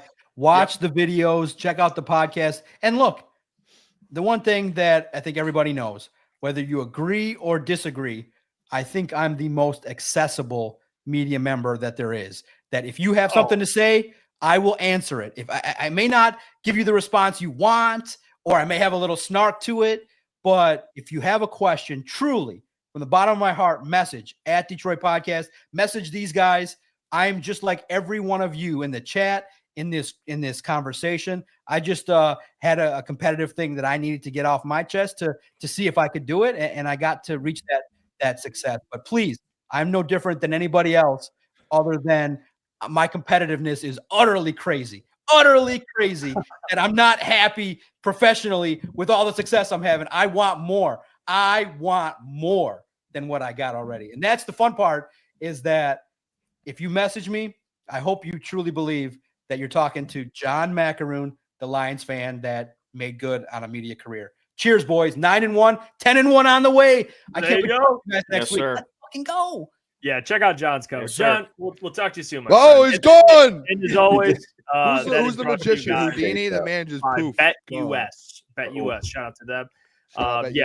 He does that. He just disappears he's just like a myth. You know what I mean? Like he's it's like a spirit. You see him and then he just poof. Now you see him, now you don't. He's gone. What's that one? The magician, like the really famous one right now. Like Houdini. Not Houdini, but who's the one now who's big? David Bain. Or yes. Yep. David Bain. Poof. Yep. Just gone. But Houdini, it is Houdini act, boys. Houdini. That's what it feels like. Man, just gone out of nowhere. All right, fellas, I'm gonna show you who I think will have the biggest impact this week. I'm gonna show you how great I am. I need that. I need that as you know what? I'll get Roman on that. I'll show you who I think will have the biggest impact. Remember, both sides of the ball. I only have 3. I do 3. Yes, is there going to be more? Obviously, but these guys are, to me, 3 guys that I think will make a big impact. And the fellas will weigh in after. Tell me if I left anyone out. Hope you pick the best 3. Yep, we'll see. All right, for the first one. All right, now I got a good feeling about this one, given the matchup they're going up against. Oh, okay, Boone. Oh, wait, what? Okay. All right. Hey, look at Boone. Your mic every time. If I turn it up, I can hear you. We good now? Go ahead and cook. I can hear you. All right. First one, the big fella. I think he's going to cause some havoc in the run game, and that is DJ Reader. DJ Reader, to me, this week is on watch. That's a big man, and he's got a tough task. Jonathan Taylor, we know what he is, a very, very talented running back, but DJ Reader in this run defense with Aleem McNeil, of course, now with Za'Darius. I think DJ is going to have a huge impact this week because, guys, I don't think Jonathan Taylor is going to do a whole lot this week. I don't. And, I guess that is a little subjective because he's a great running back. So even if he gets 60 yards, I would be happy with that. I think he's that type of back that kind of like what we said for Mixon. You're not going to shut him down, even though they did. I mean, they literally held Mixon to 45 rushing yards. But you just hope to slow him down. You don't want some of these home runs from Jonathan Taylor. So I think DJ Reader certainly will be a huge, huge impact on Sunday. The next guy I have, you're going to like this, Boone. You're going to like this one. This man, Captain Jack Campbell. Here we go. Yeah. He got 2 times. Last week, impact player. This week, we're running it back now with the injuries. Of course, Derek Barnes, now Alex Anzalone. Jack Campbell's going to continue what he's been already doing and improve on it because he has free reign. He's got the green dot. And I think this will be so important for Jack to kind of be that guy going forward. Not that he's going to he's always been on the field. He's played a lot, but now he's kind of the guy people are going to be looking at, specifically with the green dot, obviously calling plays. But I'm excited to see Jack Campbell this week. No Anzalone. You'll get to see how much he's really grown as a player. So Jack Campbell certainly is my second impact player of the week. My third, and we went through the stats earlier, fellas. I would be remiss if I did not bring up this player. I would be remiss. I think I should be called out. It would be malfeasance. And that is Jahmyr Gibbs, the great running back, the man who's been hot. He's been blazing hot. And also, I know Booner brought up earlier, which is something I kind of struggled with because they both are getting, thrown to out of the backfield. So it's not like Dave Montgomery has no capabilities of doing that. But I think what separates Jahmyr is his home run hitting ability. He can take one of those swing passes to the house. There's more juice. There's more juice there if you're picking a guy like Jahmyr Gibbs. I think he can hit some home runs this week. And I think this week, that man is getting over 100 yards. I promise. He will. And he joins the other two. These are my three impact players, fellas. Three guys that I think will make a big impact. Obviously, two defensive and one offensive. Some guys I thought about. Some guys just missed the cut. I think they're still going to have good games. Yeah, these who are the those? three. Let's get your honorable mention. Honorable. Okay, so for me, honorable mention, I'm going to be honest. I wanted to put Dave Montgomery in here too. We got to give it to the other back. I think the run game is going to explode this weekend. So I would say Dave Montgomery's just outside, but he certainly will have a big game. And I think another one, honorable mention, Brian Branch. I think Brian Branch in all forms, right? Turnovers. We know what he can do. Anthony Richardson, what is he going to do? He's going to take shots down the field. It could be Kirby, but I think what Brian Branch brings is now you have Jonathan Taylor. He's good. Dude, the guy can tackle. He can hit. He can do everything. I think this week is one of those weeks where you're looking at a guy like Brian Branch to potentially get an interception, but more so make a ton of plays. Not that he hasn't. He's been, but this week you're going to need him to, and he will. So those are my two honorable mentions. Brian Branch, David Montgomery. I don't hate it. I love it. I like it, Jack. I like it. That's, you know what? I the three you picked, I think those were three that were great impact players. You know who I would have done, and I know Jeff, and this is, you know what, thinking outside the box a little bit. You said you did Jack Campbell last week, right? Yeah, Mm-hmm. So I think who you could have gone this week, and I think you a step further, Malcolm Rodriguez. I think as an impact in the game, I think we know what Jack Campbell's going to do in that number one linebacker spot. But I think with the Anzalone injury, and Dan Campbell even mentioned it today, he had brought up Malcolm Rodriguez as a guy that's going to step up and make an impact. I would maybe replace Jack Campbell with Malcolm Rodriguez and say, hey, that's a guy that's as much as he still does, he does make an impact in games, but it's going to be a bigger impact being the snaps that he's probably going to get because of the injury with Alex Anzalone. In a game like this with an offense that he's going to be able to take advantage of, a running quarterback, Jonathan Taylor, I think that it's a big game for Rodrigo. Let me respond because I actually like that. I like the Malcolm Rodriguez one. The thing I struggled with when I thought of the linebackers, and this is why I was like, you know what, I got to run it back, is who's going to make the biggest impact. And I think that's why I went with Jack. I honestly, guys, maybe I'll just put him every week till he gets an interception. I just want this man. I just want to see it play out. Jack Campbell, middle of the field, he gets thrown right to him, probably makes some acrobatic catch. I want to see Jack get his first interception. And I think with a guy who's prone to doing it, don't count it out completely this week. Gets the pick and just go straight fullback and just run someone over. That'd be full Jack Campbell. Yeah, just run it. I mean, Anthony Richardson gets stiff-armed. Jack Campbell to the end zone. But I do agree as far as DJ Reader goes. If you stop and you clog the middle, you force Jonathan Taylor and essentially take him out of the game, you get Anthony Richardson throwing the ball, you know he's going to turn it over. And I do agree with the Jahmyr Gibbs, and you know how big I am. I'm the biggest Monty fan on this podcast. But it is going to be a Jahmyr Gibbs game. I can already see it. And you've seen towards the end of that game, the last game, where he wasn't getting the ball. They kept throwing the ball. And me and Caleb, I think we're talking about it. He wanted the ball. He wanted to get in the end zone one more time, just like Amon-Ra and Monty. So I think this is going to be a huge Jahmyr Gibbs week. So I love that pick. And then Jack Campbell, obviously. Jack's been all over the field. We've been saying it for the past 3 weeks. So I love all three of them. I love it. Yeah, Jeff, great picks. One guy I kind of wanted to see on there. I thought he would be on there. Talk to me. Little Sam Laporta. coming back from injury.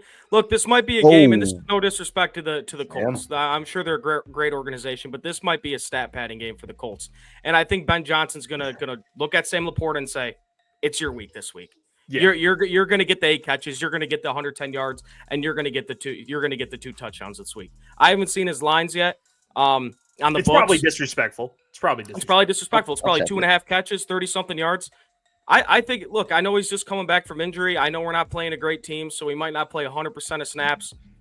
But I think Sam Laporta is going to be really involved in this offense this week. I think this is like his week where it's like, yep, I remember that Sam Laporta. I remember the all-pro Sam Laporta, and I'm excited. But, yeah, these 3 guys, great picks. Can I? And you know what? I feel so bad because he's going to because I was like, I love all 3.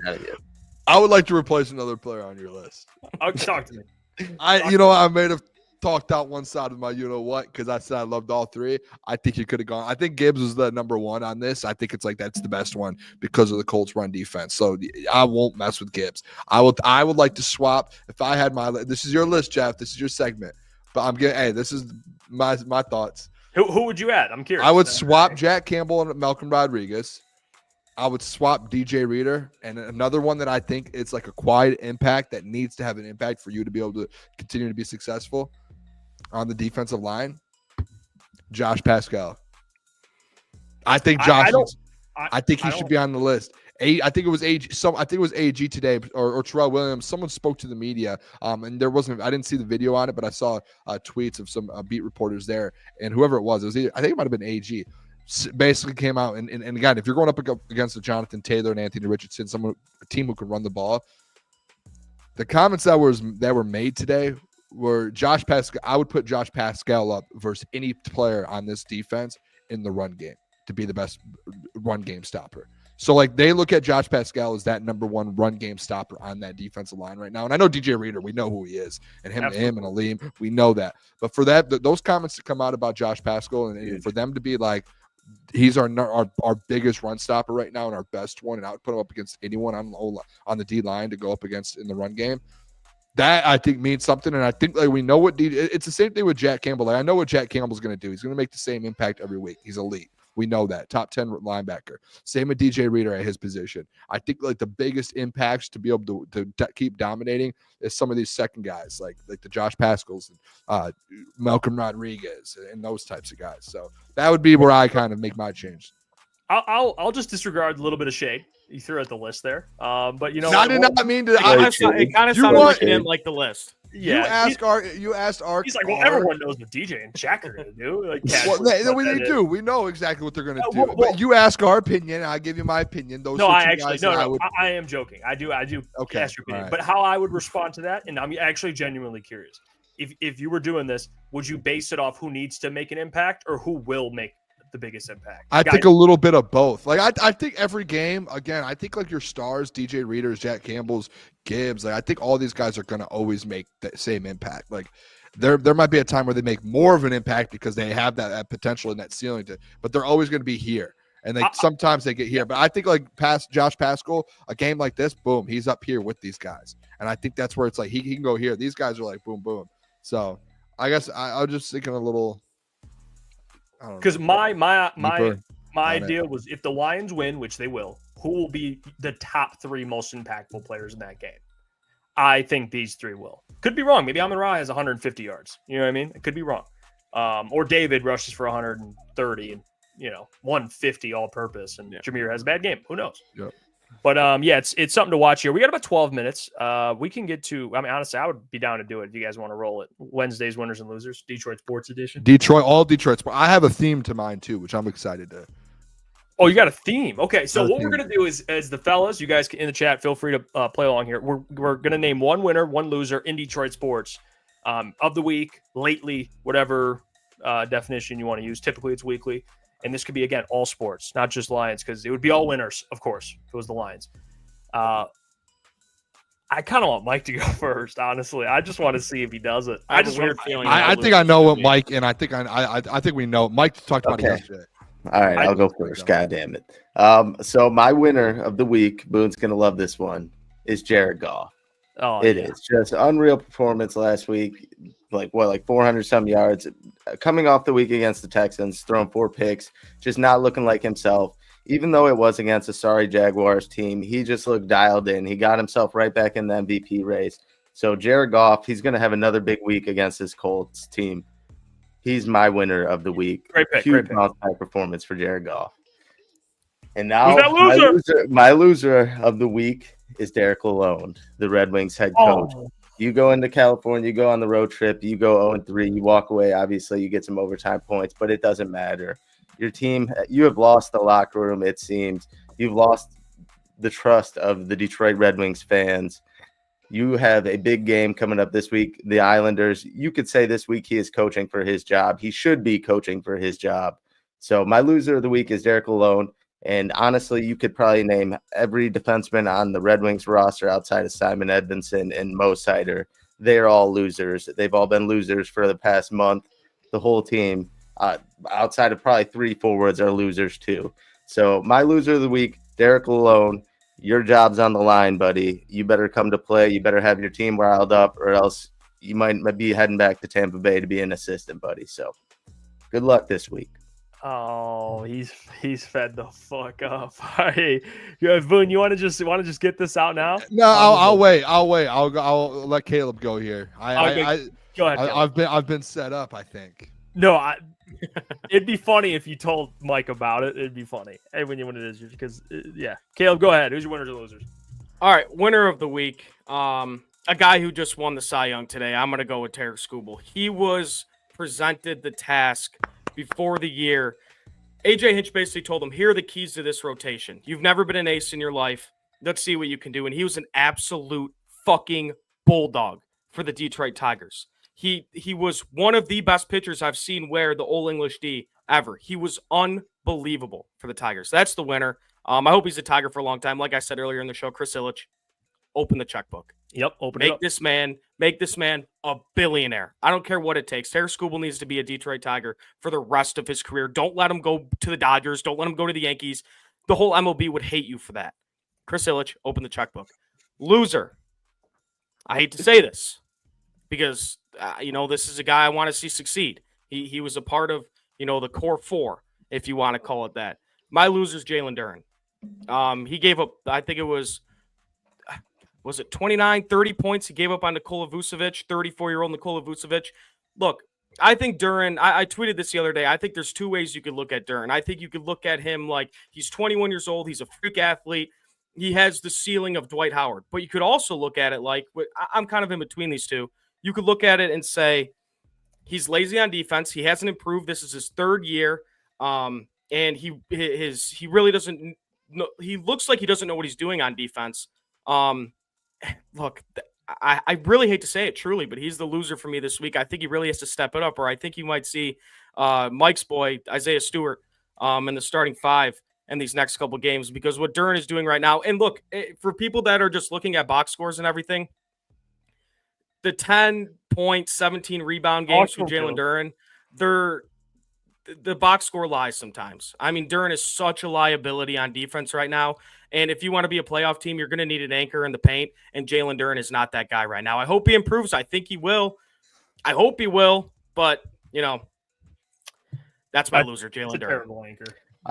Honestly, I was wondering if that was going to be in there, and I definitely wasn't going to include it in mine because I have no room to talk about calling any Pistons player a loser, but I kind of expected that. It's a great one. It's an excellent one, Boone. Some would say karma. Go ahead, Boone. Oh, I mean, yeah, very much karma. I mean, some would. I'm not even gonna say it. I'm just gonna lock in and do my duty. No, share with Mike. I want Mike to know. I'll say this. I text Jeff today, and I created this segment for one reason and one reason only. I wanted to call someone out. I wanted to switch sides, and I wanted to say I'm over it. I have a theme to this. Thank you, Jeff, for allowing me to speak in the segment that I made here and what I want to do here. I appreciate you giving me a platform. All right. My theme is coaches, head coaches in Detroit. I have 3 winners and I have 1 loser. The first winner, the man who has started everything in the city of Detroit and has turned not only one franchise around, this man has turned the whole city of Detroit around. He has shaped not just one franchise. he has found a way somehow, some way to dip his toes in no Rex Ryan in every franchise. In every single franchise. Sorry. Get it together. Come on, brother. All right. The man himself, guys, the biggest winner of the week, the head coach of the 9-1 Detroit Lions, Dan effing Campbell, fellas. Dan Campbell. I give him the winner, not just because they're 9-1 for the first time almost in franchise since like the 30s, when football really, I don't even know if it mattered back in the 30s. I have no clue. But Dan Campbell has found a way to put the whole grit thing, the culture that the Detroit Lions have brought to the city of Detroit. Not brought, I wouldn't say brought, but reestablished in the city of Detroit. Shout out the bad boys going to work Pistons. And he has put it into all these other franchises that have adopted all of this. The second winner of the day, AJ Hinch. Shout out Caleb. Shout out to Detroit Tigers. Putting in there, guys, he has a Cy Young winner today, took the team to the playoffs. I know this might be the winner or winners and losers of the week. I'm going head coaches here because I have one underlying thing here at the end of this. The third winner, how about the one and only JB Bickerstaff? Jeff Iafrate, Caleb, the man is setting a culture. I've been against the Detroit Pistons over the last 6 months, the last year or two. He has finally set a culture. You are starting to see this gritty Lions team leak into all these franchises and finally doing something special here in the city of Detroit. And this is where it leads to my loser. Michael Gentry. I don't remember what everyone used to call you, soft hands, Oh, just go on, Booner. Roast the Red Wings. Come on. I am at the moment, and I could get reeled back in, as things start to progress. I can get reeled back in. Maybe I will say this. Maybe if Steve Yzerman steps up and said, "Hey, Lalonde, you're fired. Go on, You're fired. You're fired. Pack up your office and go back to Boston." I don't know where he's from. Head back to Boston. You're done. This franchise isn't about being average. It's about winning Stanley Cups, That's what this is about. Steve Yzerman is about winning Stanley Cups.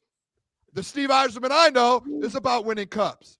So I would like to see Derek Lalonde pack his office, hop in his car outside of LCA, and take a trip back to Boston or wherever he's from. Tampa Bay. There we go. Longer trip. Sucks for him, man. And I would love to see them bring in someone new because you know what? The culture that Dan Campbell has embedded here in the city of Detroit over the last 3 years, JB Bickerstaff, AJ Hinch, those franchises have taken control of those and said, we're running with that too. We know what the formula is now, and we're going to go with it. Last year, it felt like a little bit the Wings did it.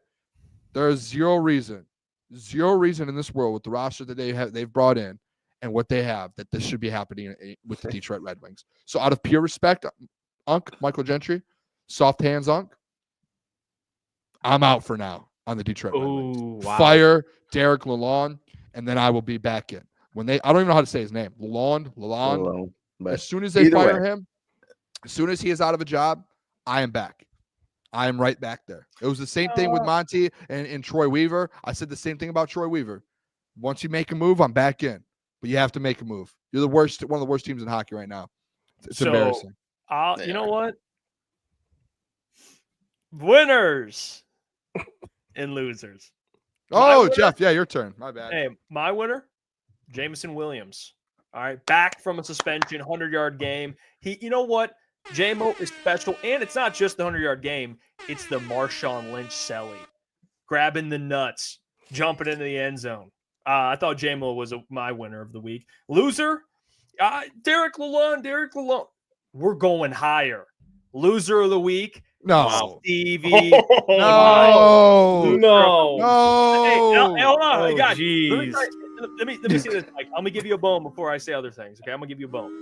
Yes. Great. You're going to give him a what? Great at identifying players in the draft. Guy can draft. Are we going to talk about free agency? I mean, and you mentioned it yesterday. What's going on with some of these guys he signed? I mean, three of like the five he signed are, I mean, I'll just say to put, quite frankly, butt cheeks. I mean, that's what's going on right now, Mike.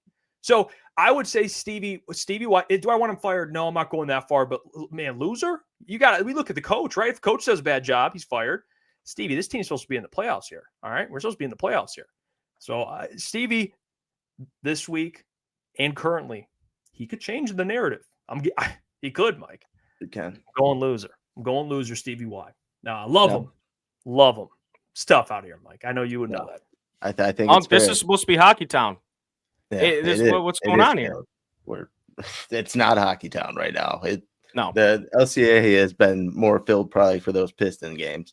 But I think it is fair to be critical on him too, because one, like you said, Jeff, those moves, they have not panned out very well. So they need to revamp some of the defense. And then even the draft picks, to be honest, outside the first round, nothing's really came to fruition as far as like those guys go too. So the first rounders have been good, and you see a lot of those in the lineup. But some of the outside guys outside the first round haven't, blossom probably as much as they hoped, but there is still some guys as far as Grand Rapids go that will make an impact later on. But you kind of hit it on the nail. The offseason moves, Tarasenko, Gustafsson, those were the guys that were supposed to come in and make an immediate impact and kind of make their presence known. Tarasenko has 2 goals so far. He has 6 points on the season. He's been absolutely horrible defensively, but we kind of knew that was his downfall to his game. He's not very good defensively. But you just didn't expect him to kind of stink it up as far as the offense goes. And it seems like every night they juggle every single line around. No one plays on the same line 2 nights in a row. So, I mean, even the guys as far as DeBrincat, Larkin, and Raymond, who were, debatable, they were the best line. It's not a debate. They were the best line for the Red Wings all of last year. They don't even play on the same line 2 nights in a row. And then the power play switches up every night. So it's just a disaster. There needs to be some sort of change, and that change comes from the top, and then it boils down to the players. So, hey, I'm with you here. I'm rooting for him. I'm truly. Hey, Mike, we're here for you. We're here for you, man. All I want is the Red Wings to be back to hockey. You go from 1 point away from making the playoffs, in which you blew that because of one player getting injured. All your whole season went down the shitter when Larkin got injured. You end up missing the playoffs by 1 point, and then you're at the bottom of the NHL to start the next season. It doesn't make sense other than coaching and then the moves you made in the offseason that got you to this point. So, you know what? We're all fans of Detroit sports teams. We want them to be great. Yeah. I think a change of coach, maybe a new voice, would be nice. I think so too. I think that's where it's at right now. But yeah, we had a great show today. Hey, shout out to the doc. And by the way, I want to show this graphic before we get out of here. People that are still tuning in, we appreciate you. But if you are in or around or near this specific bar, this is where we'll be on Sunday. Went down there and tested the internet today, but we'll be at the Hub in Macomb, 21 in Garfield, I believe it is. And you guys can come hang out. We'll be there pretty much all day. I mean, 12 is when it opens, but we'll be there setting up. We'll be there right when it opens, and we'll be there for the post game after the game. So come hang out with us, watch the game. Shout out to Matt, the owner, and of course, Real American Beer for kind of putting this thing together. But we'll be there. The team will be there. Can't wait for it. It'll be fun. No tickets or nothing. It doesn't call. You know what I mean? You just come out and hang out, watch the game. Week 12, the bar tour. That's the bar tour. Crunch time bar tour. Week 12, baby. Yep. It is. And we already announced where we're going to be for Thanksgiving. Next week, we're going to be at the DraftKings Sports Lounge in Troy. So we'll have a graphic for that as well. But this week we're at the Hub, and then next week we're at the DraftKings Sports Lounge. So that's the bar tour. We've been to 10 different bars now. We're going around the state of Michigan. We need to get to different cities and move around a little bit here. I'm excited. Yeah, it's been a great time. It really has. Shout out Motor City Street Scene. He says, great show, fellas. Always make this part of my work night fly by. Well, I love hearing stuff like that, man. If we can entertain you while you're working, that honestly is amazing. I love hearing that. Appreciate you all. Get your merch if you like. OfficialCTSports.com. We're coming out with new designs, still some in the works as well. Subscribe, like the video, check out our other content, and follow us on social media above us right here. If you're listening, I mean, anywhere. Official CT Sports, Official CT Pod. You know what the deal is. Until tomorrow, we will catch you all. Later. Love you guys. Peace.